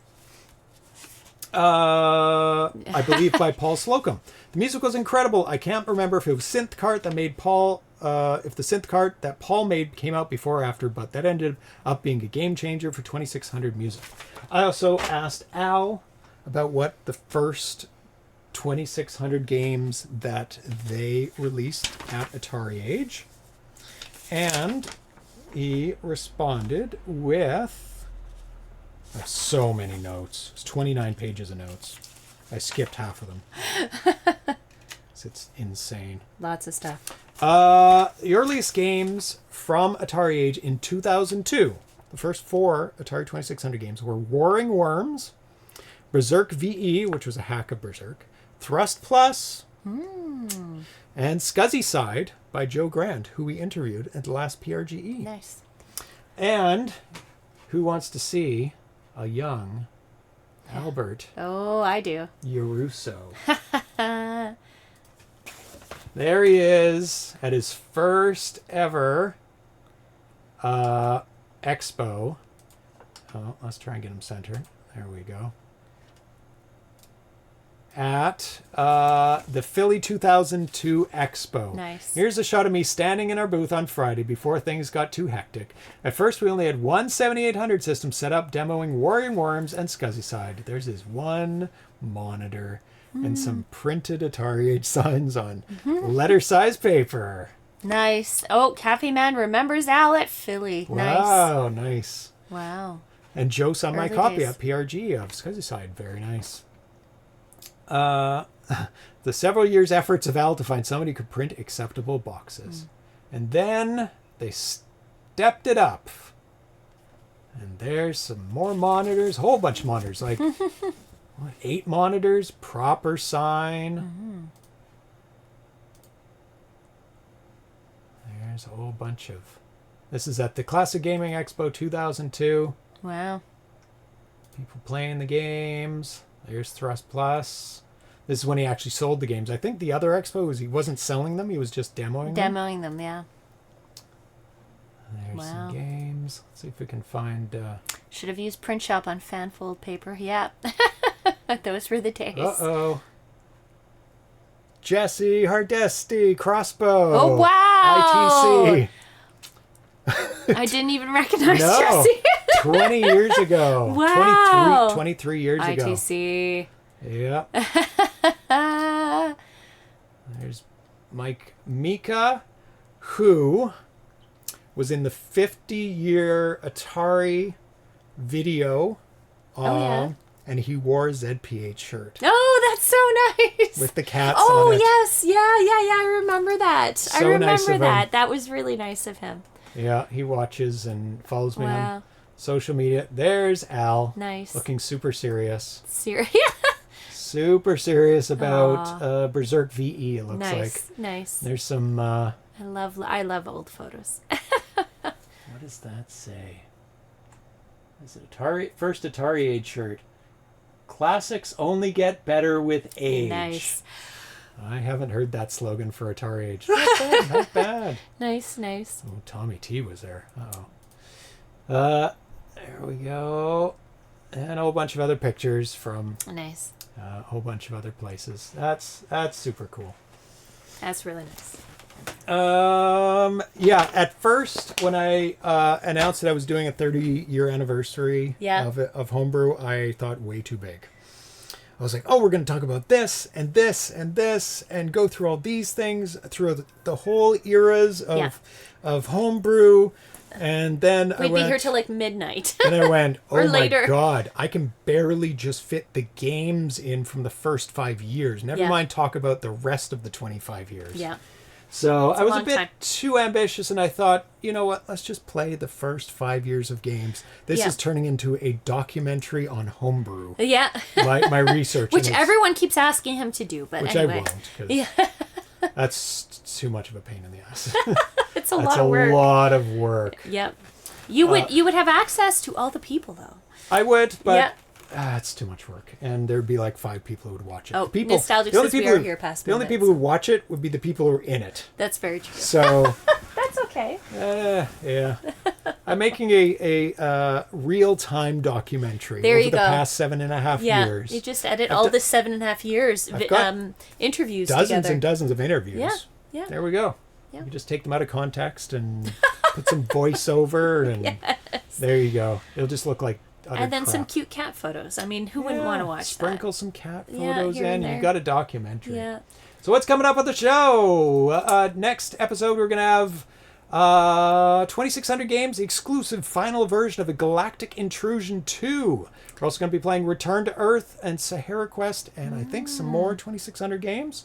Then on next Tuesday, we're going to be playing some 5200 games, I think. At least 2 here. Wee Ninja and Maisie 2. Maybe, maybe not. And we got some other stuff coming up that I need to find dates for, so I need to recontact some developers, see if they're ready or when they'll be ready, see how close they are, start slotting things in. There appears to be tens of thousands of people who are interested in Atari Homebrew. Yeah, there you go. Where Yes, are they? Where are they? There are. When did you start joining the homebrew scene? Yeah. Is that me? Yeah. Joining? Well, I joined Atari Age in 2013, but I got my Harmony cartridge in 2010. And I went to PRG in 2013. Yeah. So I might have dabbled in homebrew before 2010, I estimated. Yeah. Maybe, maybe not. A little bit. Early days. Yeah. Yeah. Wee Ninja is looking good. Oh my good. 10 out of thousands. That's how it's There you more go. likely. Yeah. It occurred to me that these photos were likely on digital cameras or disposable film cameras. Yeah, digital cameras were pretty common-ish in early 2000s. I know my dad got one in 1996, but it was one this big, and it took terrible black and white, and it was called Photo Man by Logitech. I remember getting Terrible. a Canon And it cost one a fortune. in 2001. And Oh, it was wow. pretty decent. Yeah. And then I bought one for my dad. So I think that was the start of the era where people were buying digital cameras. Early 2000s, yeah. Early 2000s. It was like, 2001, yeah. Yeah. When you both were 29. Yeah. Yeah. Sure. Yeah. I wish. Were we? No. Not even close. Oh, yeah, we were. Yeah, it'd be around that time. Late 2000s? When we were 29? No. Oh, I know. Maybe No, you were. I'm not giving it away. I know exactly. She was in her early 20s when we started the show. Anyway. So that's what's coming up on the show. So Still 29, that's right. That's right. Forever and ever and ever. Just an and age ever. joke. Yeah, exactly. Thanks for tuning in. It was fun playing some early games. Still calculating. No. For the 2600. Some of those we've never played before. Some of them we have played before. It's really interesting to see how homebrew evolved in those first 5 years. There's some really, really ambitious and really good games in that batch. And you kind of had to really know what you're doing because Atari Basic didn't exist. You had to really know what you're doing and put in the effort. Yeah. Pure Pocock. I think I joined in 06, started working on a game, house burned down, forgot about it until 2019. That would definitely derail your As for homebrew yours, plans. it's like 70. Oh No. He has the wisdom. yes. and gaming knowledge. We've all and skill. gained the wisdom. Just look at Yeah. Al's photo from back then. That's so, right. Yeah. Lots of wisdom gained. Yeah. So thanks for tuning in today. Cafe Man 2D, Nostalgic, BR Pocock, Vitoko, S. Ramirez, It's Kev, Crunchy the Clown, Yay. Cyrano.